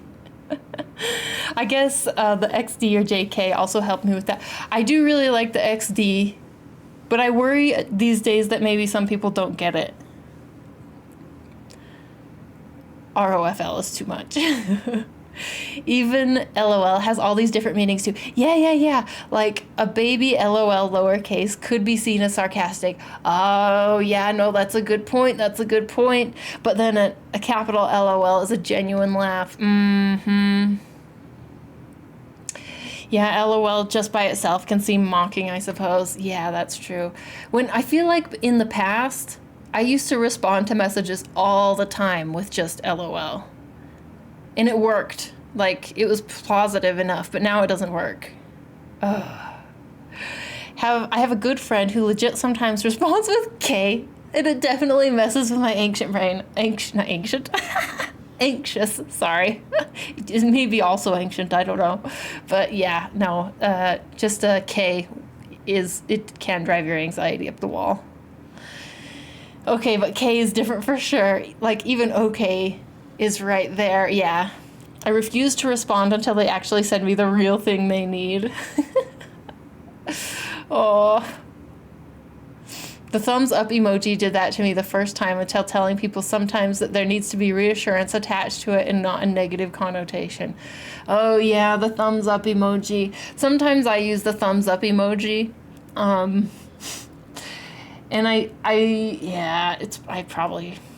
it does cause some anxiety for people, I think. But I think it works when you're like confirming plans. Like if it's like, okay, we'll meet at X and X at this time.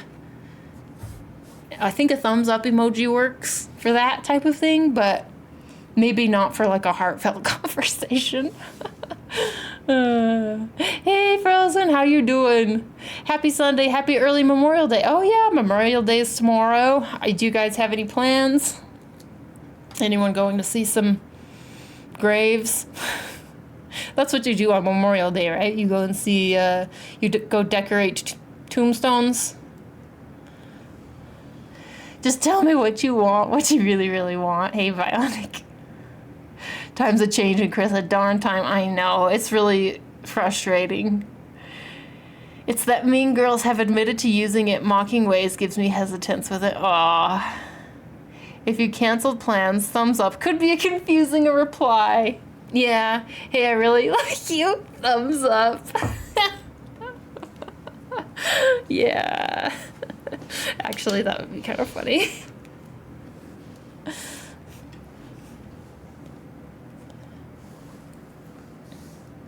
But I think I maybe have thumbsed up, like when someone's canceled plans on me before. Like someone has messaged in and been like, oh, sorry, I can't make it, or whatever. I think I have probably done a thumbs up to that. Would flat out cry, but also is funny.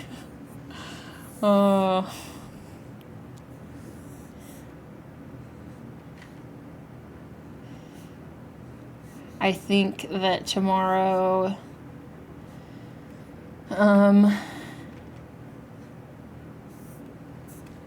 let's see. I think that my in-laws will be going to decorate a grave. I don't know if we're doing anything else. I don't really want to go.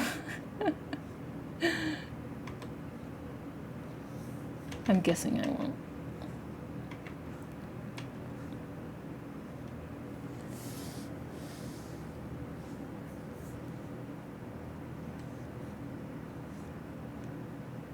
Because I don't think my husband even wants to go.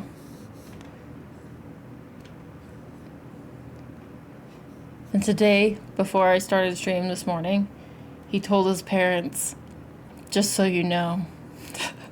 So rude of him. Just so you know, I won't be decorating your graves. Because I don't want to drive to the town where they'll be buried, which is a little ways away, and he has like trauma from that town. How's your father-in-law doing? It sounds like he's doing better. He is doing better. Sometimes his brain still is a bit muddled, but I think his arm and shoulder is doing a lot better. And his brain, it's like good days and bad days, you know? But overall, much better. He's been going back into work a little bit, but I think that probably this injury has led to like a partial retirement, you know, where probably more and more he's going to be passing off the business to his other son.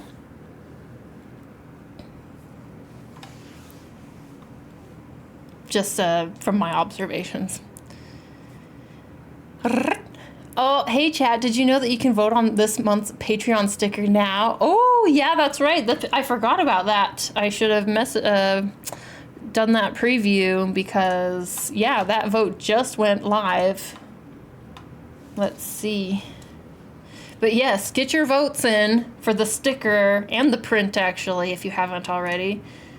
Because the last time I checked the print, it was tied, which is bullshit, you guys. You cannot do that. Do not tie the print vote.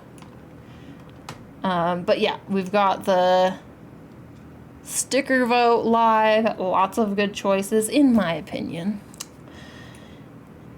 And, ooh, yeah, okay. The one that I was guessing would win is currently in the lead, but the sticker vote just went live earlier today, so we'll see if that changes. But, oh, I mean, I'll be honest, this is the one I'm voting for too, although I would be happy with any of them, but yeah, I think this one will be pretty cool.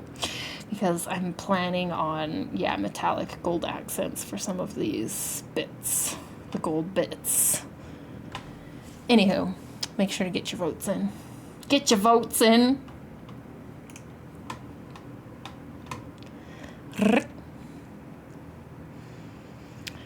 He can pay people to decorate it for him. Some groundskeepers do that for a fee. Oh, the grave.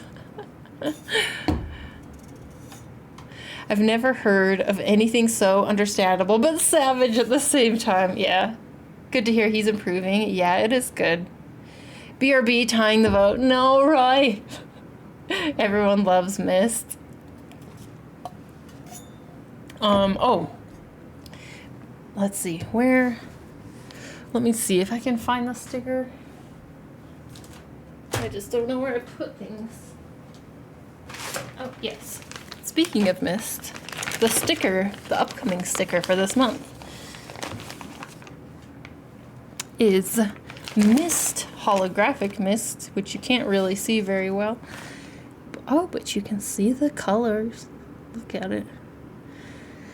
So, the holographicness is in some of the details in her dress, obviously on the edges. It's also, I made her hair a little bit transparent so that it would show through on her hair as well. And the bubbles. But yeah, she's the sticker for this month. Ooh, that looks very shiny in the camera. So we've got that going on. I'm very happy with the pack for this month. So if you guys are interested, make sure to grab one. Because, I mean, this print, you guys, this print, so cool. It's so cool.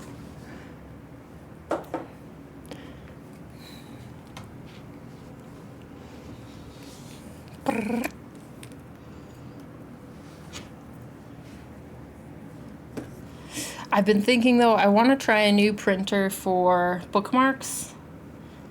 A printer that has the ability to do gold foil. But I need to pick a design to try it out with. Maybe we can just have a conversation in Discord about it sometime to get some suggestions.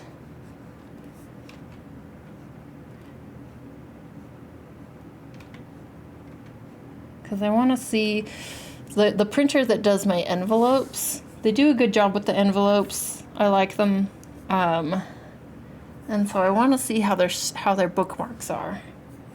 Because my previous printer who did the bookmarks, it's so weird. In Europe, they were affordable. Same company. But in the US, the bookmarks are like way more expensive for some reason. I don't know why. But so much more expensive than they were in Europe. So I've been looking for like a different bookmark printer.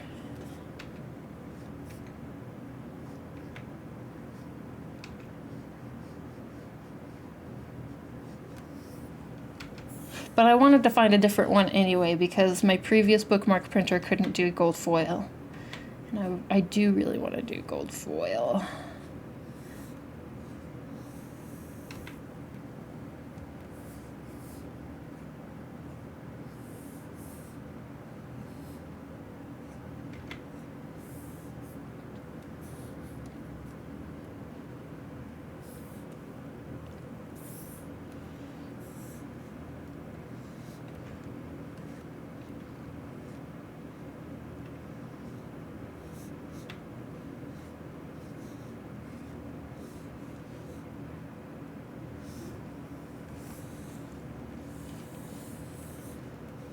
How have you been doing, Frozen, by the way?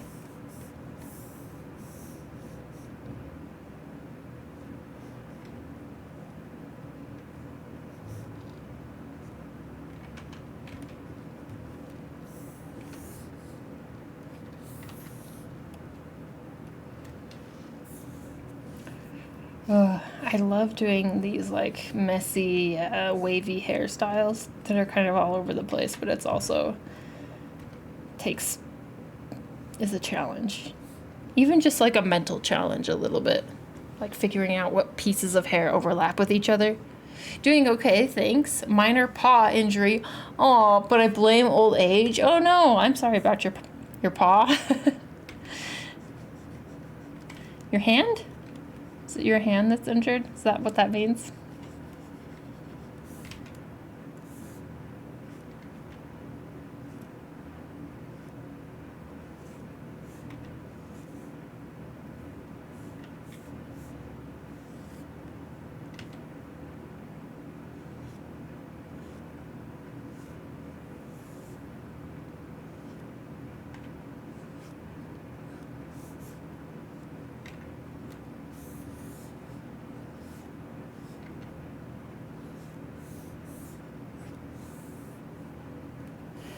Oh, back of the forearm. They say the nerve and muscle aren't getting along. Oh no, I see.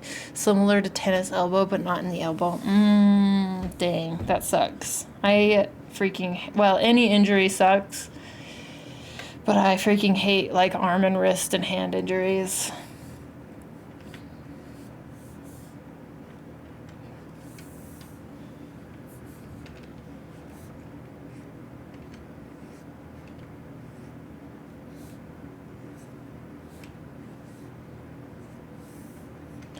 Hope it improves soon. Yeah, hope a little bit of rest helps. Yeah. I just feel like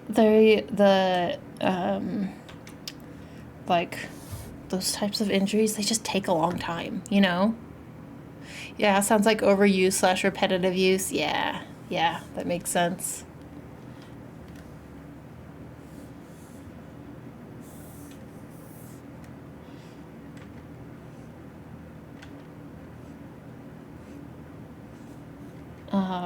The other day I got to Act 2 in Expedition 33.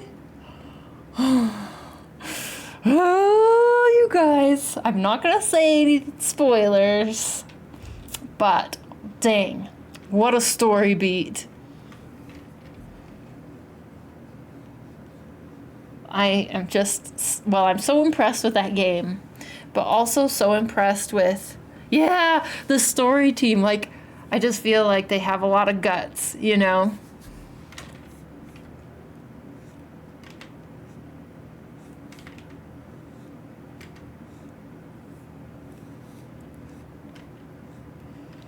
So, yeah. I spent a lot of yesterday playing after I went to pole class, and then spent quite a bit of yesterday playing. I didn't work at all yesterday. Are you guys proud of me? After so much productivity this past week, I convinced myself to just not work yesterday. And so I played games. I have to borrow it from my little brother. Sorry, let me scroll back up.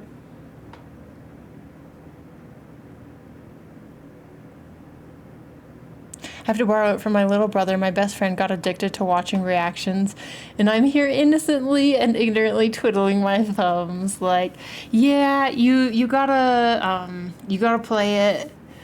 I think it's one of those games where like you should really, really, really try and avoid getting it spoiled for you, because the story is so good so far, and like multiple points in the story I've been like like gasping. It's really good. So yeah, play it, try to avoid spoilers. Sorry, I need to go. Okay, Andy, have a good rest of your day. I am. Okay, good.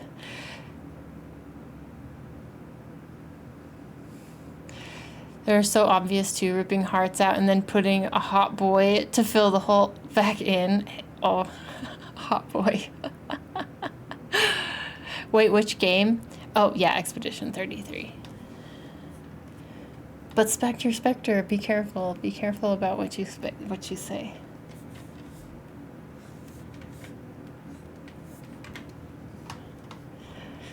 It's one of those games where, yeah, I really, really don't want to spoil it for anybody that's going to play it, because it's worth it. Play it. Play it. Don't get it spoiled.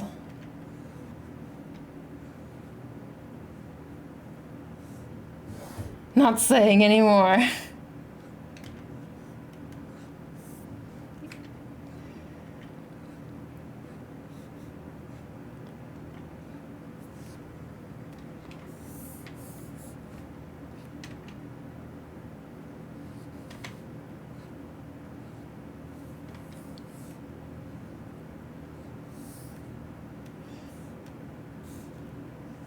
Anyway, it's gonna be a interesting year for Game Awards. I think there's gonna be... This last year was so shitty for Game Awards. It was like so crappy. There was not very many amazing releases.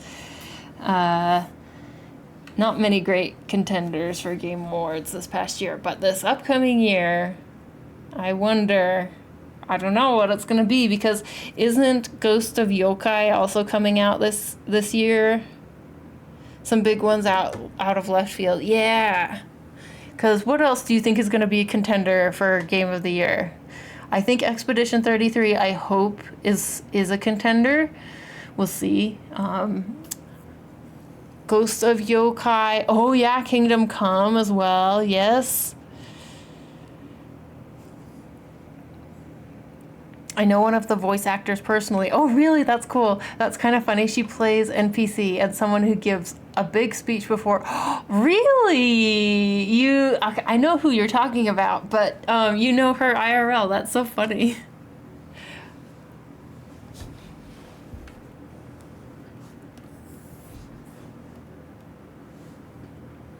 She voiced Emma. Yeah.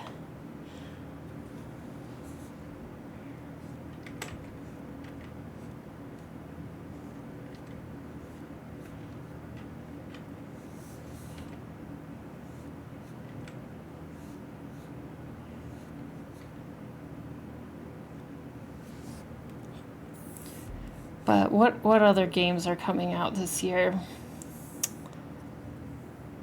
Do any of the Assassin's Creeds ever like make it up there on nominations?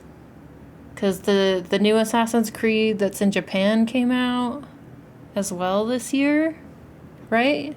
It was this year, wasn't it? Or was it the end of last year? Can't remember.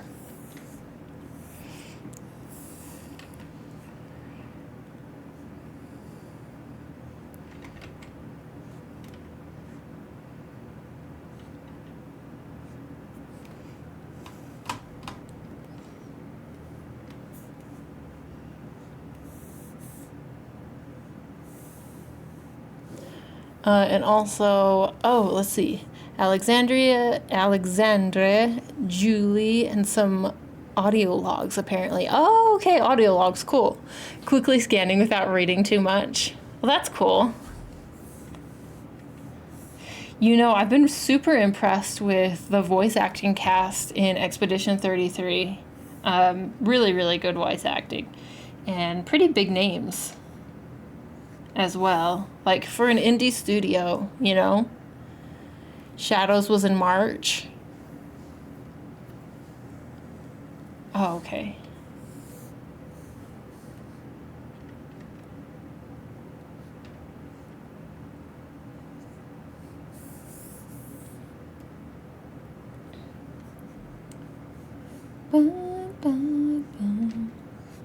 I'm gonna have to draw some braids for this. What other? I'm curious about what other games. 2025.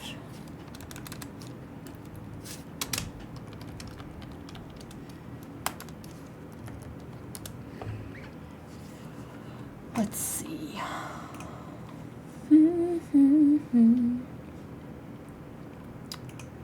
Is there any other highly anticipated ones? I don't, not that I would know, because I'm so out of the loop when it comes to games.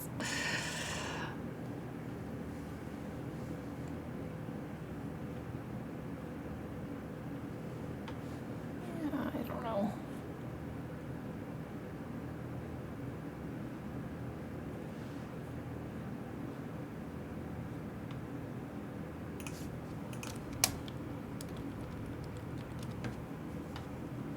Oh, Split Fiction, that's right. Yes, that's right. And they won Game of the Year. I mean, that studio won Game of the Year a couple of years ago, didn't they?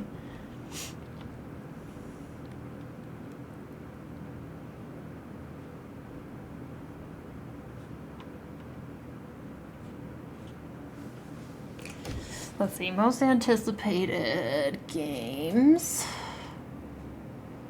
Expedition 33, yes. Midnight Walk, I don't know about that one. Doom, The Dark Ages, there's another Doom coming out apparently. Elden, wait, oh wait, is this a DLC? Elden Ring DLC is coming out this year? Oh, it's coming out this month. Oh, it's a standalone. Oh, really? Mario Kart World. Oh, Death Stranding 2. That's a big one. Tamagotchi Plaza. Hell yeah. Pro Skater 3+4. Hell yeah. Shadow Labyrinth. I think you mentioned that. Maybe. Metal Gear Solid. Shinobi Art of Vengeance. Borderlands.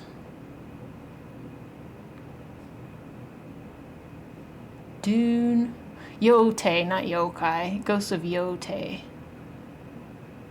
Grand Theft Auto. Oh, yeah. Oh, wait. But for Nintendo Switch. Hollow Knight. Anyway. It's gonna be a big year. Oh, okay. Assassin's Creed Shadows. Oh, okay. So there's multiple Shadows games. Switch 2 and its games. Oh, wait. Sorry. Let me scroll up.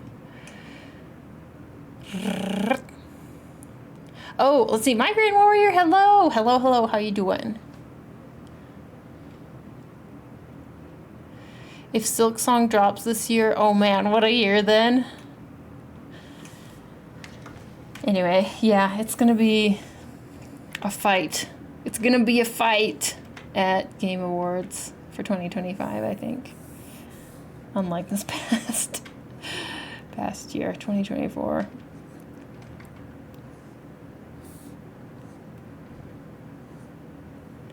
I agree that into the 2024 Game Awards that like the new Dragon Age didn't deserve like Game of the Year or anything, but I do feel like it was a little snubbed to not even be included as a nomination, you know? Like, I think it at least deserved to be a nominee in a year with like so little competition.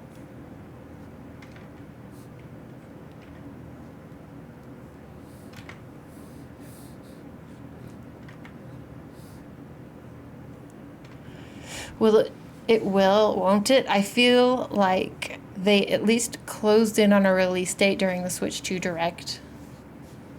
Oh, I don't know. I don't really pay too much attention, even though I have a Switch. Oh, but we don't have Switch 2. That's right. Switch 2 is delayed, right? Because of he who shall not be named.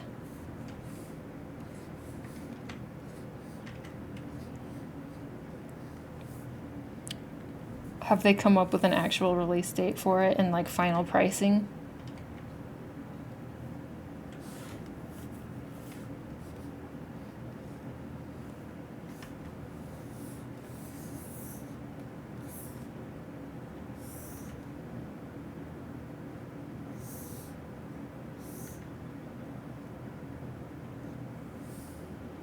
For the US, yeah.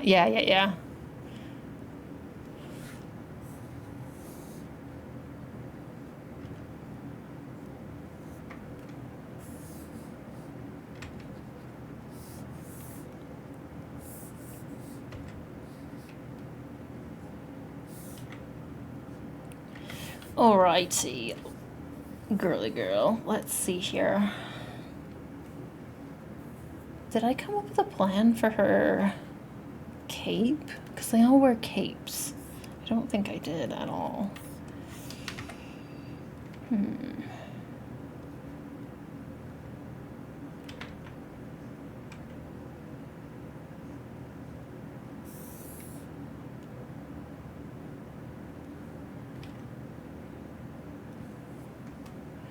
At least Silksong has still not made any official post or any information from their actual dev channels. All it got was that tiny drop at the end of the direct. They delayed the pre-order date for US, but not necessarily the release date. Oh, okay. Okay.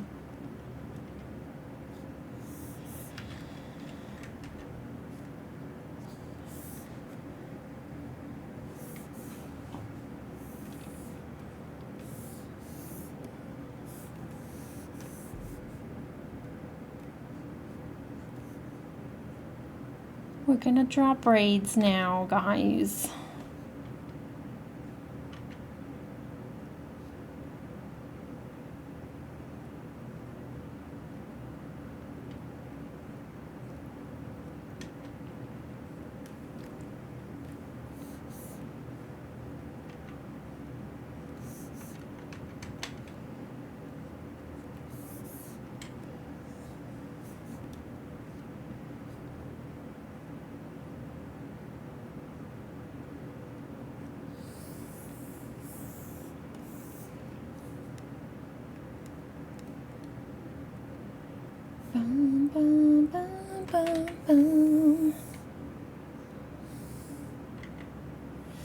Oh, I think I'm gonna need to put the braids on their own layer because we gotta like.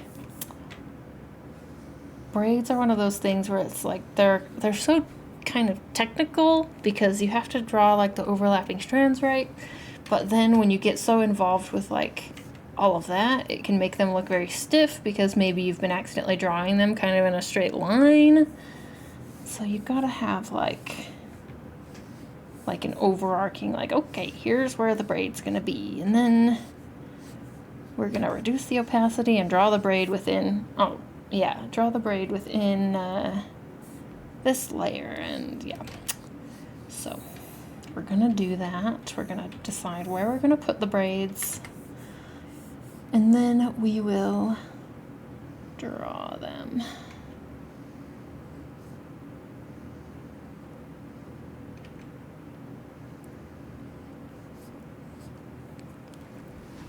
Okay, yeah, the date and the pricing of the console are the same, though I do recall seeing accessories getting a $5 to $10 price increase. Can't exactly remember because it's less relevant for me. Yeah, that makes sense. Well, we'll see. I have definitely heard that like the release of Switch 2, which I guess this is the way how it kind of always is, but the release of Switch 2 is a big deal for Nintendo. Like, if it doesn't go well for them, they might be in a little bit of trouble, but I don't know. I can't even remember where I heard that. Might be a Chris fact. But no, I think I did hear that somewhere that isn't just my own mind and delusions.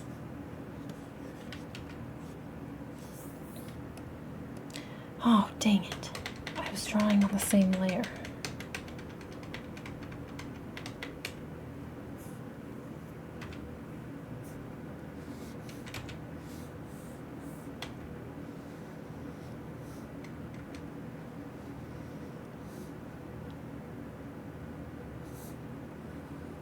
Okay, yes, this braid can be the one that kind of tucks behind the hair but then comes back out and is going to be sitting like here. Yes, I think that will work. Okay, and now this one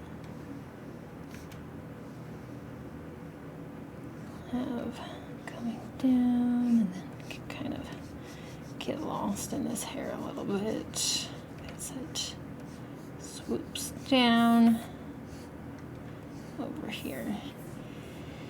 And then we have some more braids kind of bumping back out over here.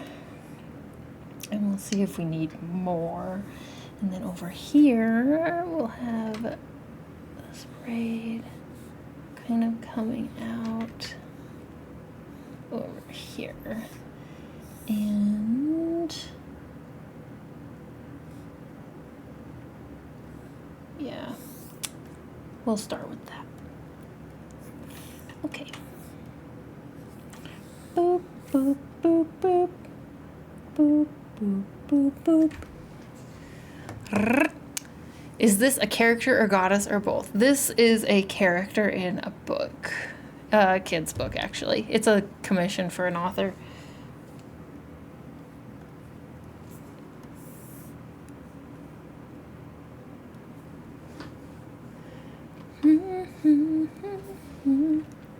But yeah, she's a cutie. I'm doing character portraits. I have 4 to do. So I have this one. I have, let's see, is it 3 girls, 2 boys. I have 1 girl, her line art already done. This is the second one. And then for the other, wait.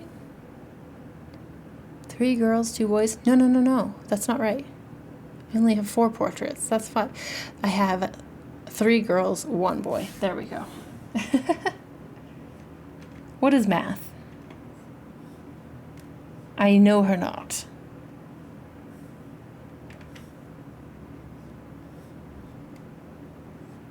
Oh, do you want to know another thing that you should be very proud of me? Look at how productive I've been this week. I also did most, although not all, of my bookkeeping for the year. Because you remember how I was saying I had been like procrastinating it? Well, I finally went in and did most of it. Clap, thank you. Yes, thank you. Yeah. Thank you. Probably the thing I'm most proud of, to be honest.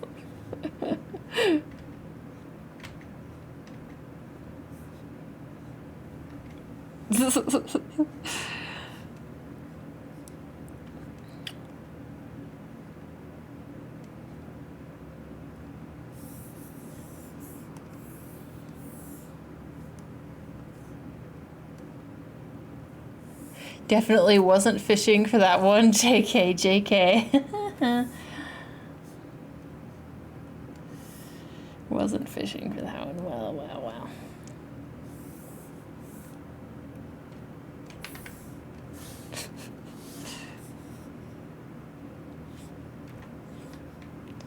Sometimes you need a little validation from Twitch chat. Okay, well done. Numbers are my downfall. Same. Oh, it was always so painful in math.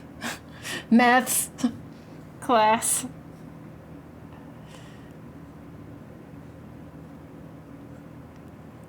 I'm glad I did it when I was, okay, so in high school, many eons ago, I took, I think it was my junior year. Did I take any in my senior year? No, I think I might have all gotten it done in my junior year because I remember my senior year being so ridiculously easy. It's like, why was I even at school? Because I had basically finished most things that were hard. But yeah, my junior year, I took like they would offer like concurrent enrollment. So for those of you who don't know or aren't familiar with the system, that's where like they offer college courses to high school students. And so if you do that, you can like for basically for free knock out some college credits. So that when you enter college after high school, you will already have those done, as long as they're accepted, of course, to the university you go to. And so I did that for math, and it was so hard. I find math so difficult. Even like algebra, like basic algebra, my brain is like,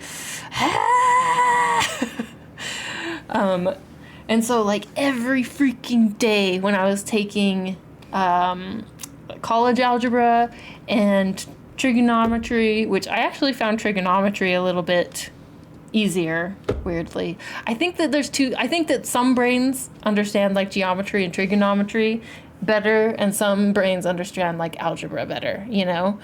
And my brain is definitely like a geometry, trigonometry type brain, which I guess makes sense. I'm doing art and shit and dealing with shapes. Yay. But algebra was so freaking hard. And so, yeah, every day I would go over to a friend in the neighborhood's house, and her older sister was really good at math. So like every freaking day I was over at their house trying to do my homework and like get her help. It was really nice of her looking back that she would help us because she didn't have to do that. And I think like literally that's the only reason I passed those classes, is going over there every day to get help with my homework and like studying for tests and stuff. But yeah, because I did that, I didn't have to take any more math from like senior year of high school. I don't think I had any math. And then all through college, I didn't have to take any more math. Not even statistics, because I was silly and was like, I want to learn to take 2 years of Japanese instead of taking 1 semester of a statistics class. But you know, that's just how it went. But why did we get into this? Oh, anyway. Yeah, I don't know. Math is just hard, man, and it was so painful.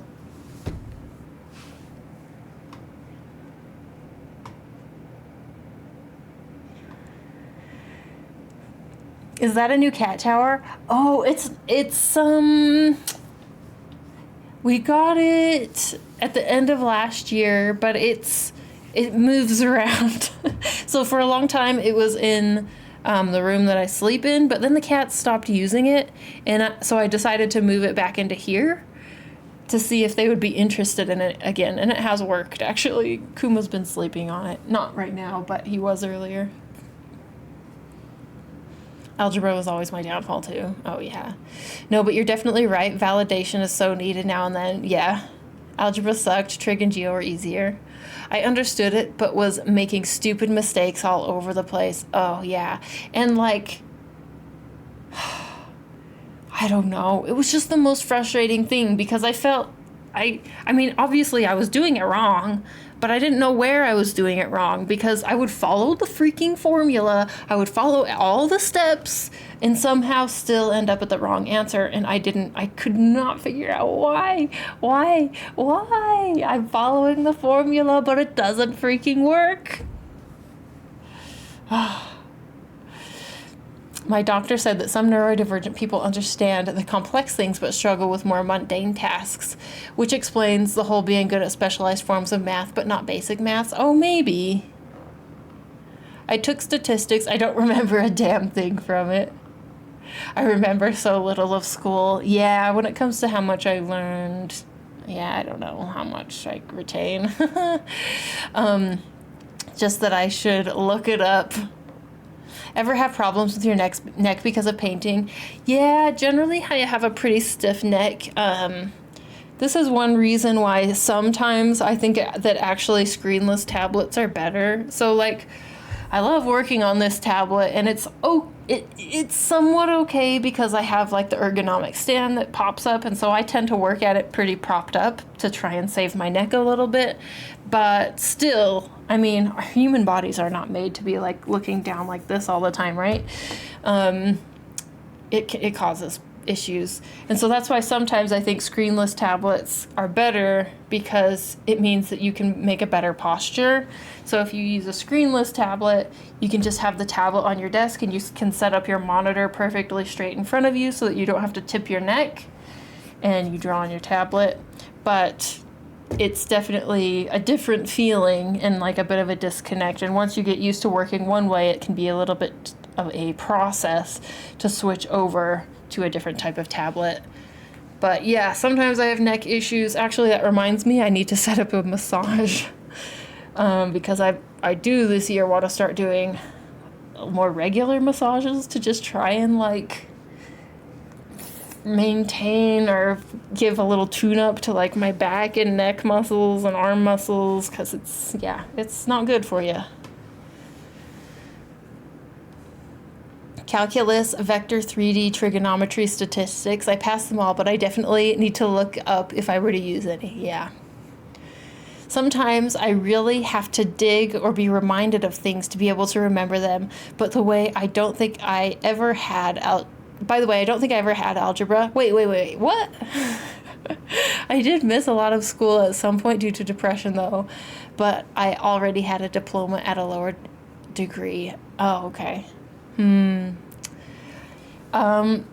Yeah, but you know what I realized, so I wasn't taking any math after my junior year of high school. That's your second to last year. So my senior year, I wasn't taking any math, but I needed to try taking the ACT again because my score was okay, but not great. When I first took the ACT, I didn't study at all or do anything. And so the second time I signed up to take it, I did study, and I studied like all the math and everything. I like downloaded like a ACT study software. And you know, I think I learned more and it stuck in my brain more from like studying on my own with that software than it ever did when I was in class. Because then what happened is like, I worked really hard, studied, done all of that. And then, this is so classic ADHD, you guys.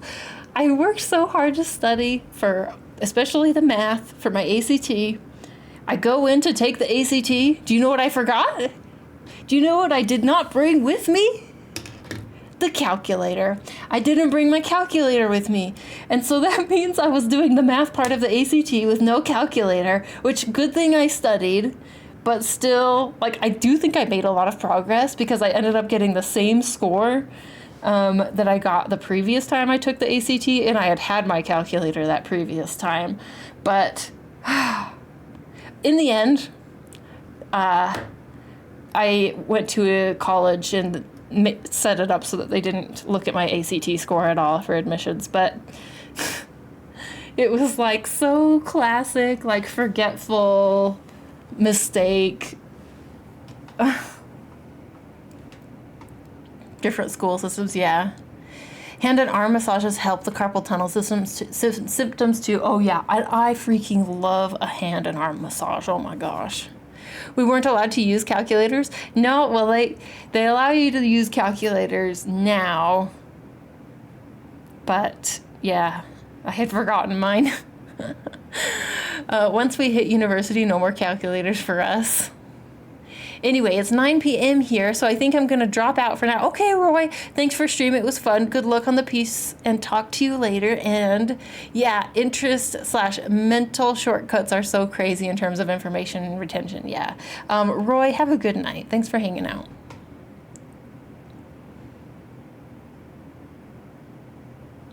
We were taught math using calculators and was told we didn't have to know it by hand.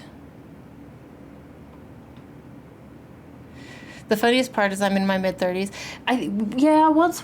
Once we got to like, the slightly more advanced levels of math, we could use calculators. And do you guys remember having to like splurge a bunch of money on those, like, what were they called? Those fancy calculators.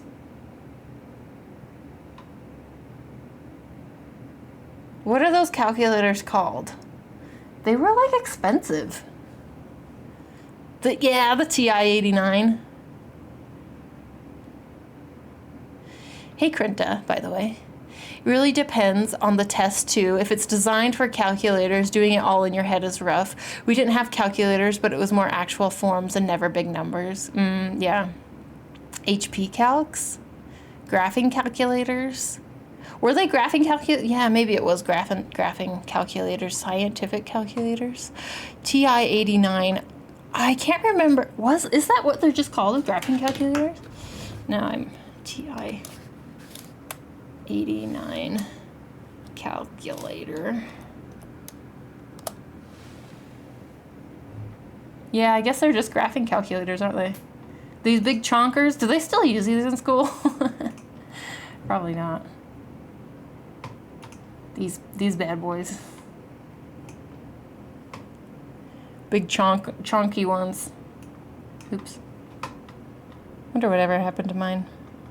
Not that it works. It's probably just tossed, to be honest, when my parents moved. The one that I had was white, but these ones do look familiar, like they were probably like part of a classroom set or something.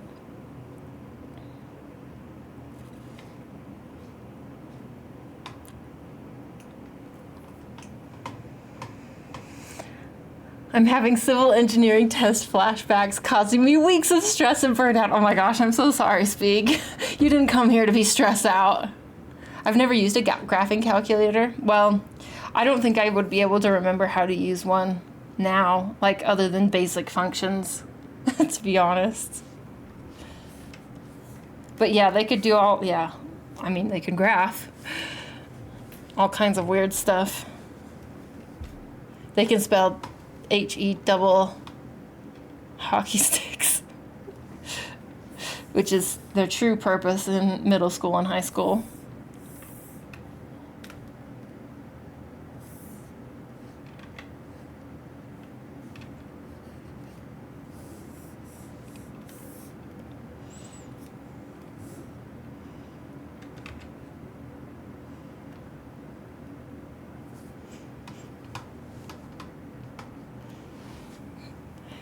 I love the HP Financial Calc, but I haven't used it in ages. It was great for bonds and mortgages. Oh, I've never used one. Not that you really need to take a course on it, but I wish that when it came to like math classes that were required in school, I do think it would have been a lot more helpful to do more of like a financial math class.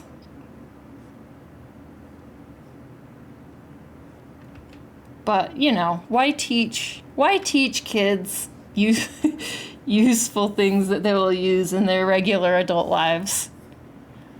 Let's teach them how to graph a triangle or whatever.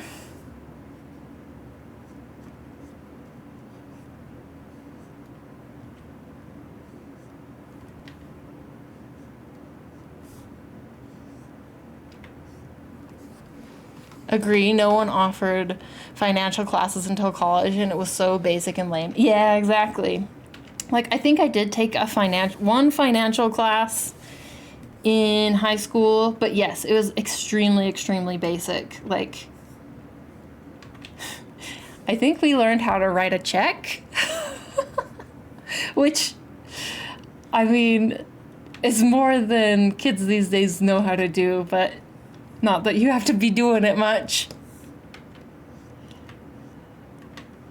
Yeah, I remember having to like fill out templates and practice writing a check. Yep. How to balance a checkbook. Yeah, how to balance a checkbook. I also feel everyone should learn how to actually work with a spreadsheet. Oh, yeah, for sure. That would be very, very helpful. In so many aspects. You know how many things you can use spreadsheets for? Like, I took a computer class that was required that did briefly cover, like, Microsoft Word, Microsoft Excel, very basic, like, Office, Microsoft Office. But it was, like, barely touching on every single one. And to tie a tie.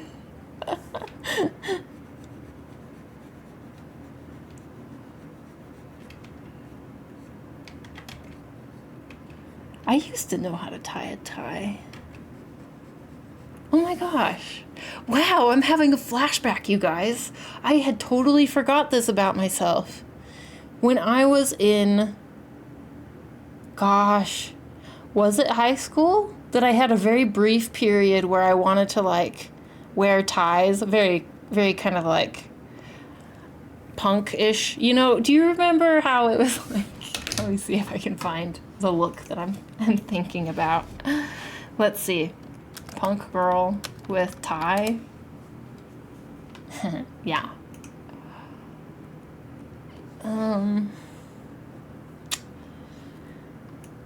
Yeah, there's just this kind of like punkish sort of, this isn't even quite right, but a punkish sort of look where it's like, you just wear this random tie. And so I had this very, very brief period where I learned how to tie a tie so that I could wear a tie. But I don't think it lasted very long. No, ties are the modern day torture devices.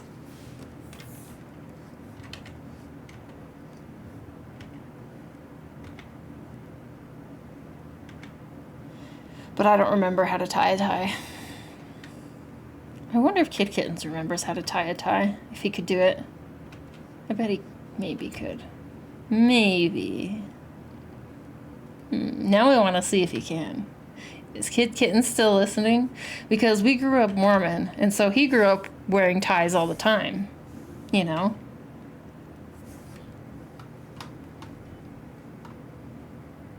Remember when you had to take a math test and the teacher wouldn't let you bring a calculator saying, it's not like you will have a calculator in your pocket. Oh my gosh, yeah. Yeah. I think by the time I was in high school, though, we had like Razor flip phones, and those had like a very basic calculator. So I think that they were saying that when we were in like elementary school and middle school, but by the time we got into high school, it was like they had stopped saying that.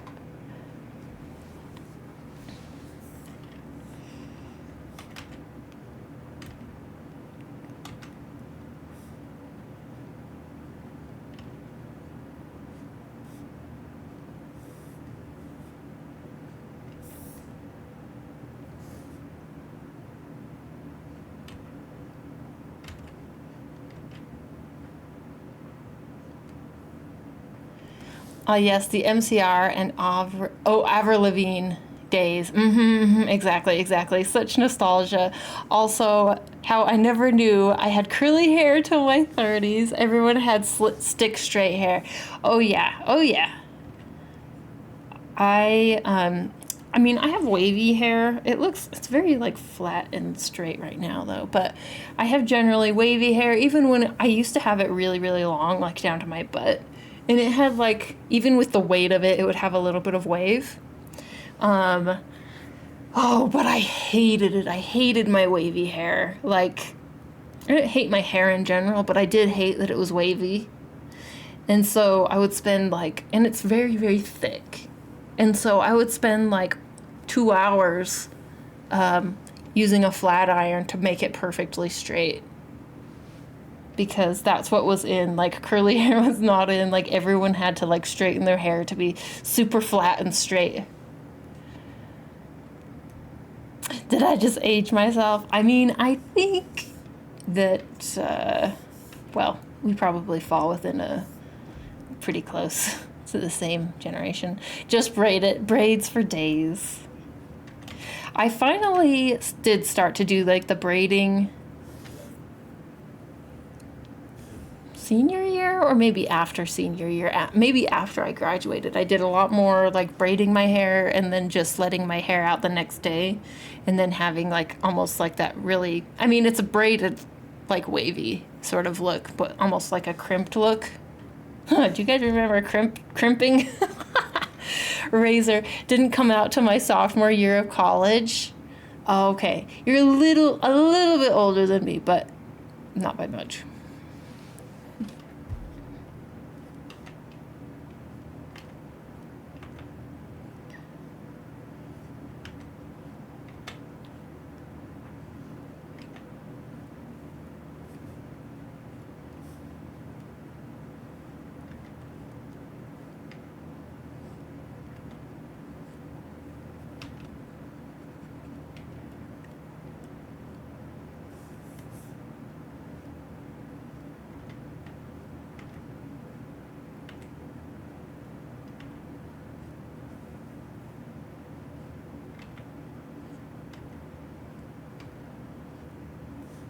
I don't think crimping was popular.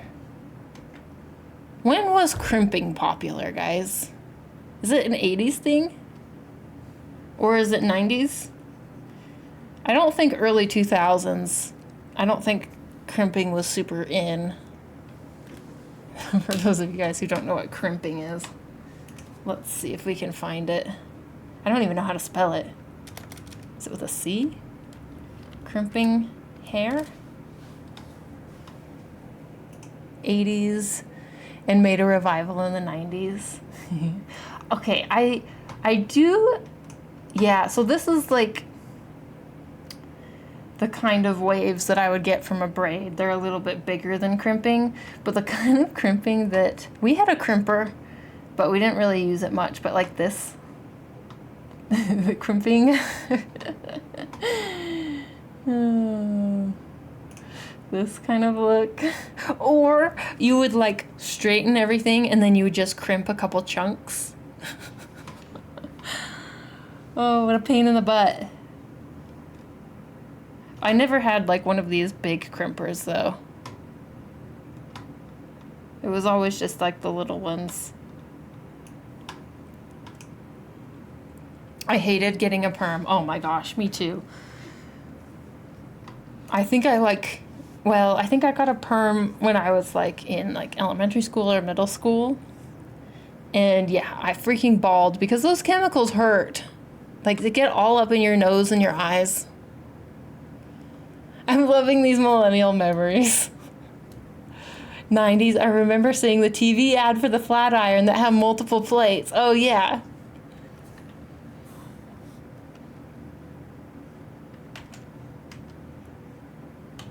Back in the days.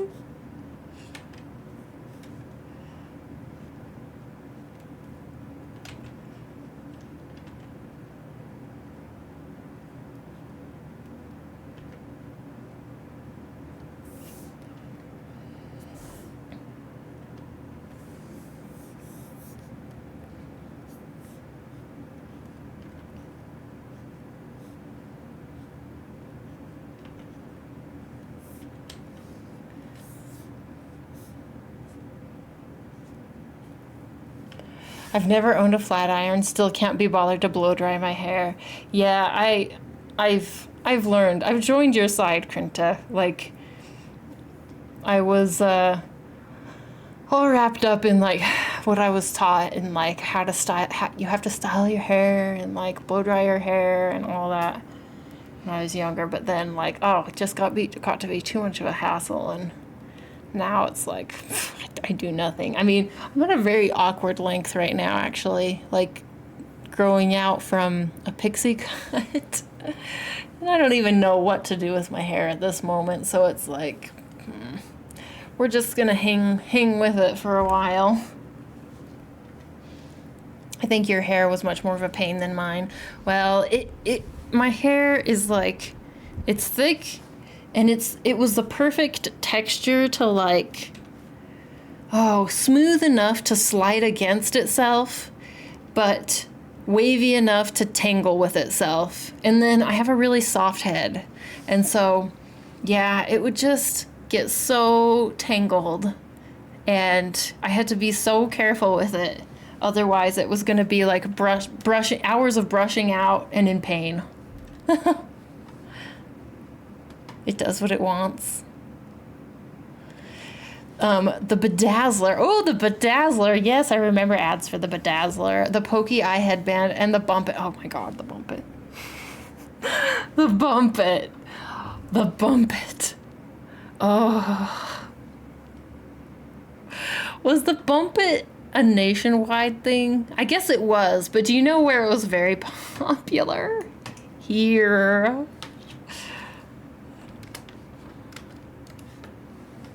Oh, the Bump It.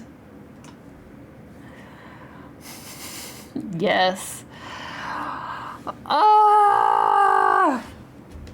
This hairstyle. It was specifically this.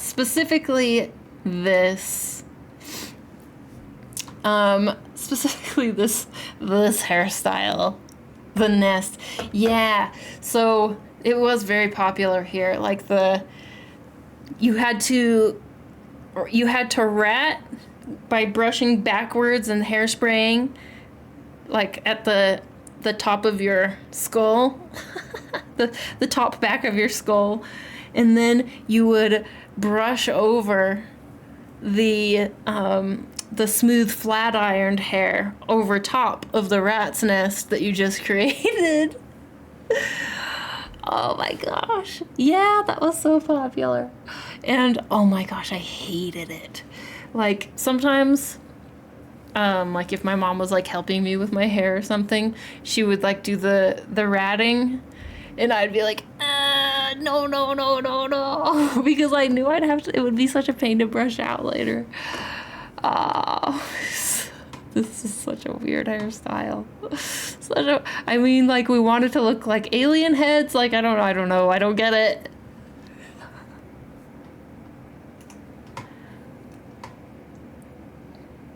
And don't forget, if you buy now, they throw in the Hollywood Bump It. Yeah. The Snooki Bump was the high school hairstyle. I remember that hairstyle sort of, but I had no idea there was a thing to make it. Well, yeah, like, I think that most people would just rat the hair and then brush over the smooth hair. But yeah, there was the Bump It. It was an actual device so that you didn't have to rat it. My parents dropped me on my head as a baby because I have too long of a head, but I landed diagonal. So this is my head shape now hairstyle. Yeah. It's very 50s, let's see, Buffon inspired. I'll stick with my braids. Oh, what a time. What a time. Oh my gosh. Well, you guys know how like there's a bunch of weird styles that have been coming back in. When is the Bump It coming back? Let's see it. I used to use a Bop It, but it never, a Bob It, but it never really did the job as well. Oh my goodness. Never despair. Thank you so much for your gifted subs. Thank you. That's really nice of you. Aw. Thank Never Despair, guys, for your subs. I can't believe the mullet is coming back. Oh yeah. The mullet is in. Very in. Like, the wolf cuts that are really in are like a variation of a mullet, right?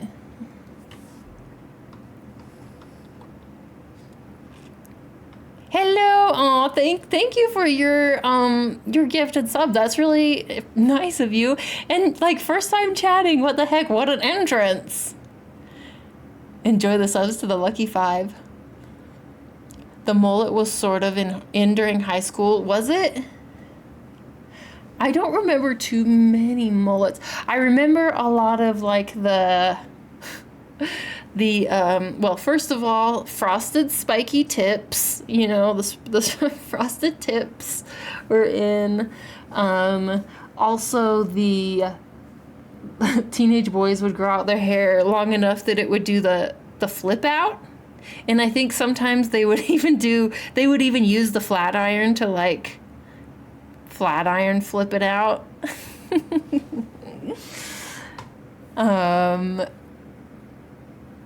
What else? My sister's obsessed with mullets. Is she? Also the side shave. Oh, the side shave. The side shave. I feel like the side shave. I mean, I had a side shave for a while. The side shave was in, I guess, like 6 or 7 years ago. At least that's how I remember it. But just a few people that were being silly trying to bring it back. Oh, yeah.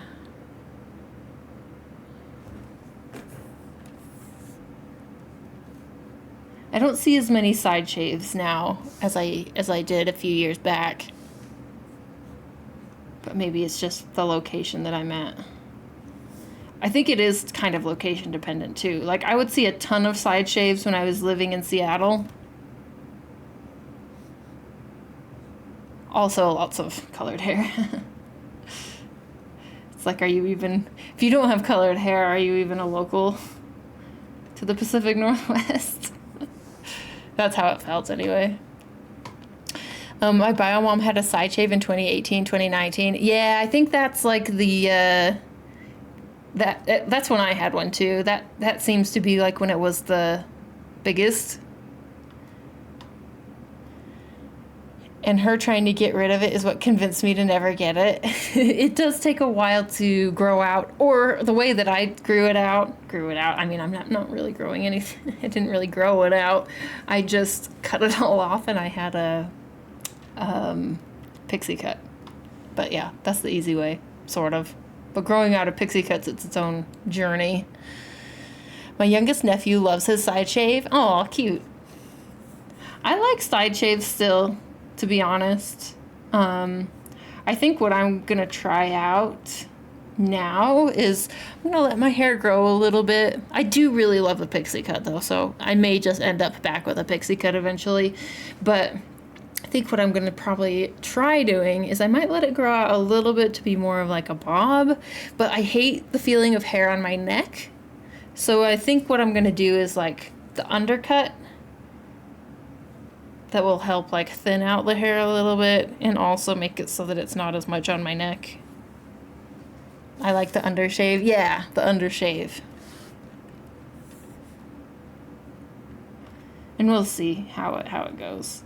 But I don't know if when I've had a bob in the past, it's tricky because like, I like bangs actually. So I might go with bangs again. I think bangs are cute. But the problem with bangs for me is that I have a pretty strong cowlick. Like you can see it right here, you know? And so my bangs end up dividing, which I guess is fine.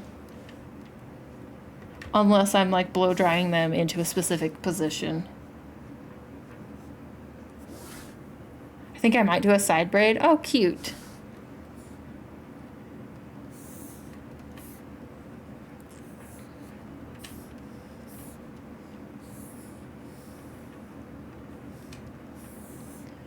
Okay, this. Whoop. Oh, hype chests. Hype chests! We're also funny about hair. I love it touching my neck and shoulders, really, but hate it on my face. Oh, interesting. So you probably would have a hard time with bangs, I would guess. But oh, that's, oh my gosh, it makes me like kind of cringe to like think about hair like tickling like my neck and shoulders. Oh.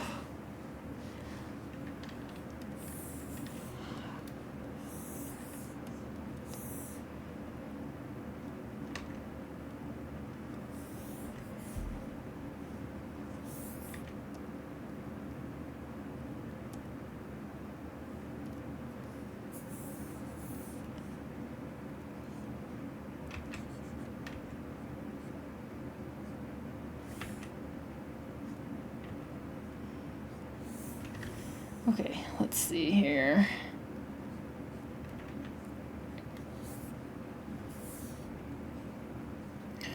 Oh my gosh.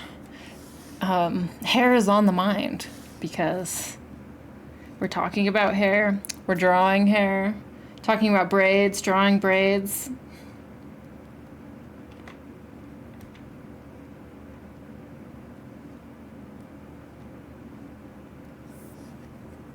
I'm debating how long to grow my hair out again. I think shoulder length is good, but the last time it got back to around mid-back, I immediately wanted to chop it off. Yeah, when my hair starts like, I start brushing through it and running into like real tangles, that's when I'm like, ugh, okay, I don't know if I can handle this. So it doesn't get that long before that starts happening. But it grows, I mean, fairly quickly. Not like so speedy, but we'll see. I'm not super attached to it. So I always feel like, I always feel pretty comfortable trying like a new style. And if I hate it, I also feel pretty comfortable with like, well, we're just going to cut it all off or buzz it all off then. It's always tempting.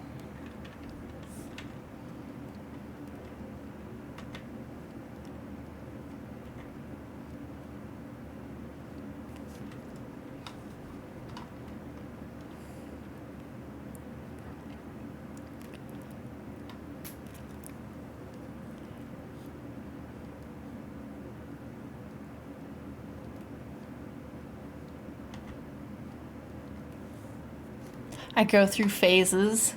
Buzz cut was too short pixie, or long pixie is pretty good, but then I like to braid my hair. Yeah, that is the one problem with like a pixie or a long pixie that I've been kind of missing, is that, sometimes I like to be able to like pull my hair up into like a ponytail, which I could do a half right now. But the sides come out. Just because sometimes I just like having my hair out of my face. And I do headbands, but I look kind of goofy in them because my hair is like, wee! But I'm like, ugh.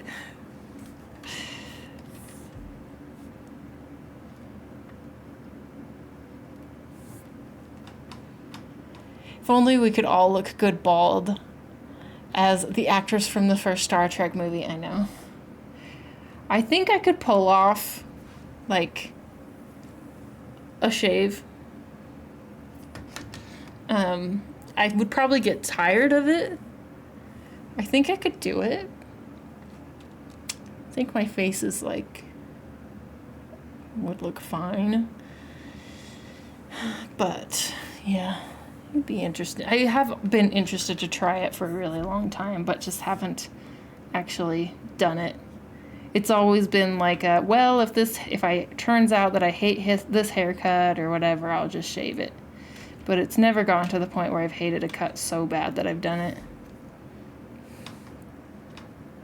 Also, it would be a bit of a branding issue because people know me for like my hair that's either like pink or purple when they look at like the thumbnail or whatever of me.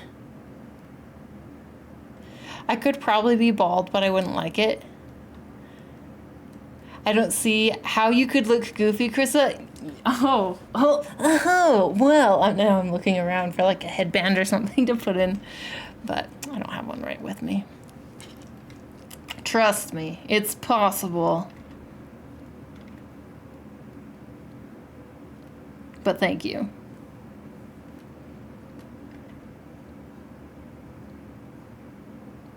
I wonder if she would be okay with me adding like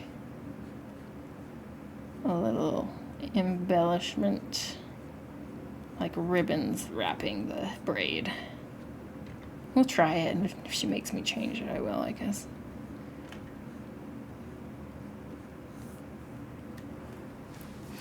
I work out in a headband with short hair. I know what you mean. You know. Okay. Yes, you know. your hair gets all like... Well, what's wild is actually, like, now my hair, like, it's long enough that it, you know, it kind of just hangs down, but sometimes it parts weird, especially on this side, and it will be like... But, yeah, when it's shorter, it's like, you're like one of those, like, dinosaurs that, you know, in Jurassic Park, there's those dinosaurs where they have, like, their, like, things that splay out. Like, the little ones. They're, like, what are they called? I don't even know what they're called, but, like, the webbing that like comes up and out and like frames their head. It can happen like that if you have pretty short hair and you put a headband in. What a comparison. Yeah.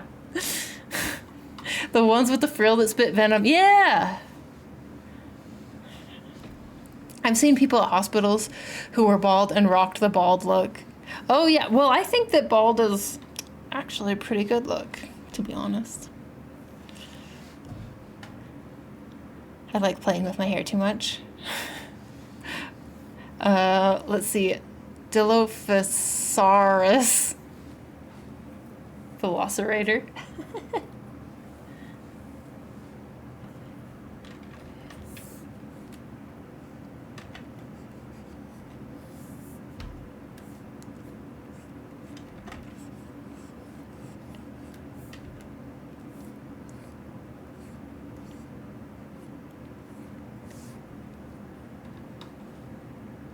Velociraptor. Do Velociraptor.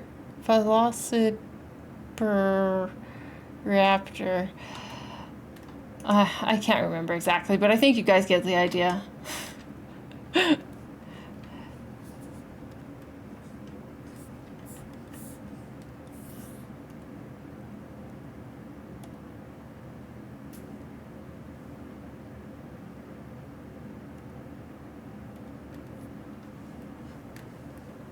Okie dokie, let's try adding some more of just the wavy hair that overlaps.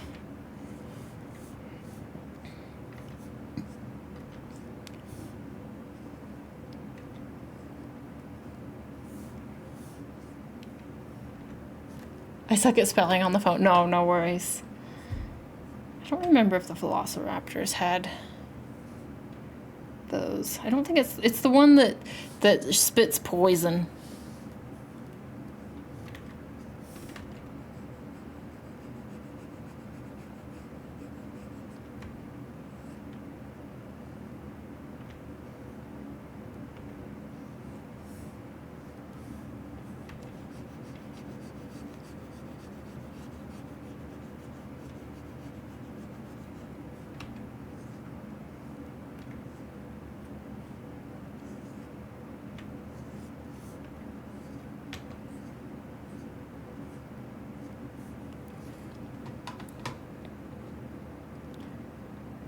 The raptors had wicked foot claws. Yeah, they did.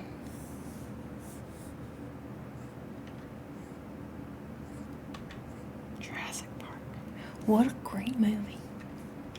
It's been forever since I've seen it. But it's so iconic that every scene just still lives in my mind.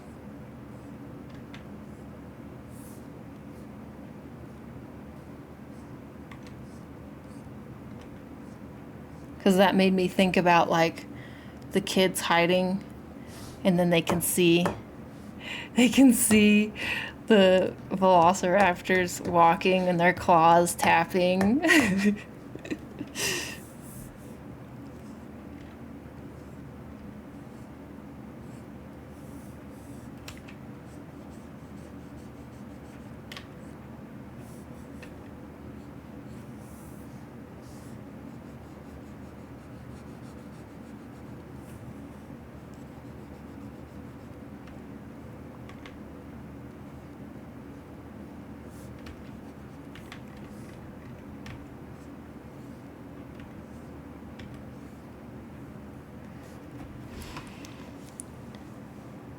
It was the Dilophosaurus. Yeah, I couldn't mention that one.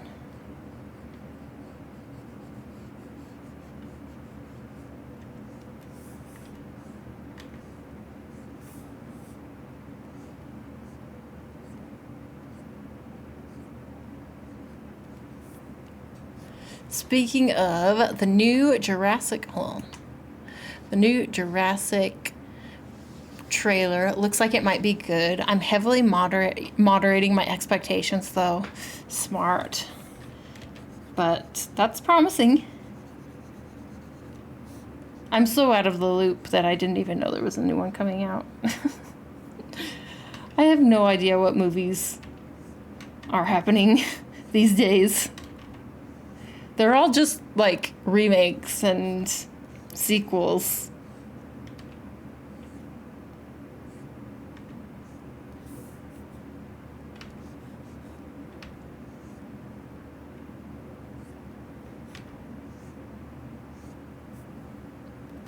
I love the creativity they had in Jurassic Park where they showed the T-Rex approaching with the plastic cup of water. Oh yeah, it was so good. So good.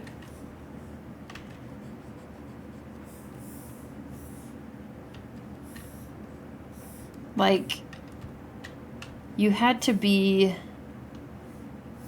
creative about, you know, because it was too expensive to just always be like showing the monster, we'll say. So you had to be really creative about how you did it, and it made it better, you know. It's the thing about the monster is scary. It's scarier when you can't just see it, you know? But as soon as you show it, the monster loses a lot of its scariness. There was a post talking about how they did the water thing. Apparently it was really difficult to get the effect. Really? Oh, that's interesting.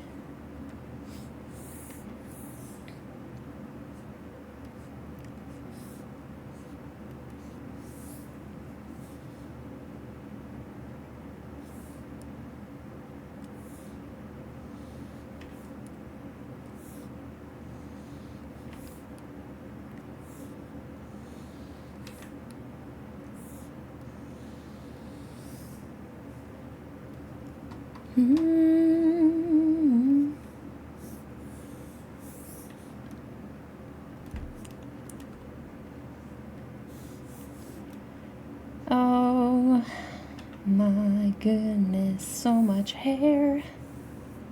So much hair. She's got a lot of flair.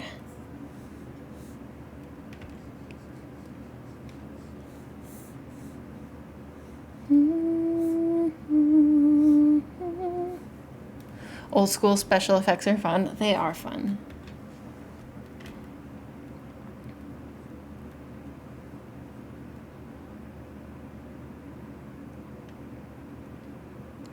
Especially like, you know, they're trying more and more to like do like cost cutting, of course. And so, but they want more and more effects. And so, I don't know if you've noticed this, but some movies, even CG from years and years ago, looks better than a lot of stuff that's like super heavy CG that we see today. And part of the reason is like the budget issue. Like they want more and more and more for less and less and less, at least relatively. And so, yeah, a lot of the CG is just like so rushed in most movies these days. They had to be very strategic with special effects because it would have been too incredibly expensive to fix it in post. Mm-hmm.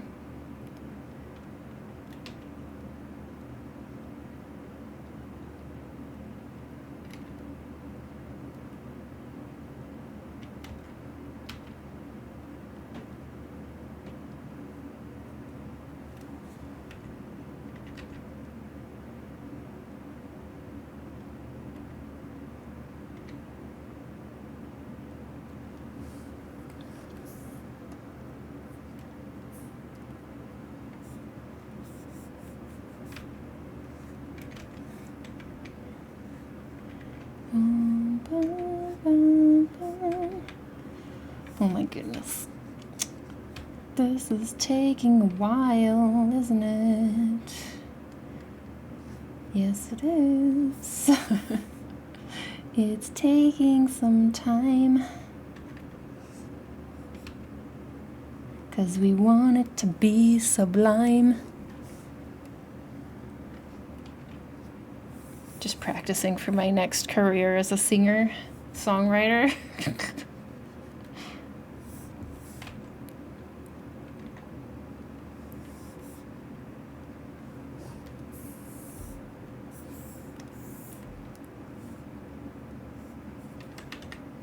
I love watching the YouTube channel Corridor Crew, where they explore the process and artistry of special effects and other aspects in the movie making process. Oh, that sounds really cool. I haven't seen that YouTube channel, but it sounds like it would be very interesting to check out.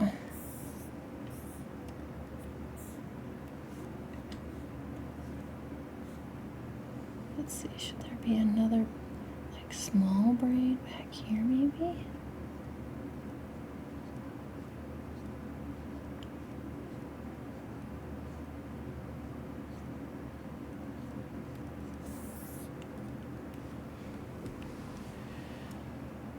Boom, boom, boom, boom. Pop icon? What? I have an OC with a complex hairstyle, and every time I draw them, I ask, why did I do this to myself? I know. I have a tendency to draw characters with really, really long hair, too. And it's like, yeah, every time we're on stream, and I'm like, I'm going to do line art for this piece. And we just end up working on the hair the whole time, because it's like... why did I do this? Like, I love drawing hair, but it is a lot of work. Like, oh my gosh, it took me forever to do. I mean, this was a commission. Let's see if I can find it. I have too many things open. This one, the hair actually wasn't too bad, even though it's kind of long. But this one, it took forever to do the strands, like all of the bits. It doesn't even look that complicated, but it took us so long. I don't know if you guys remember. Oh, new career. Oh, right. Yes.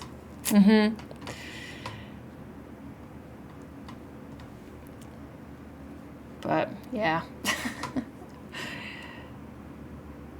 I have a lot of pieces with a lot of hair though.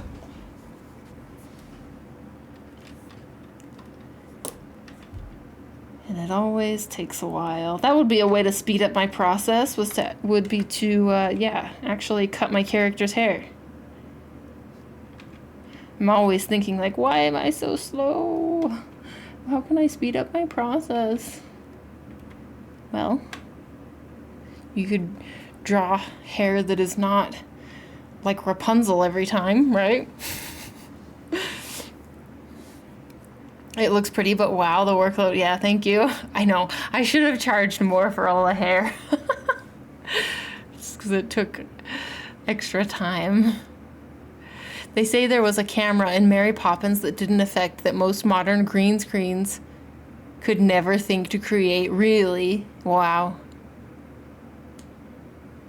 Hair charge. Hair charge. I know. Seriously. I mean, honestly, I should. But it's fine. That piece was already like... Okay, let's go back to talking about this piece for a second. Nope, not that one. I call this one Lilac Dream. Where is it? Okay, let me just open.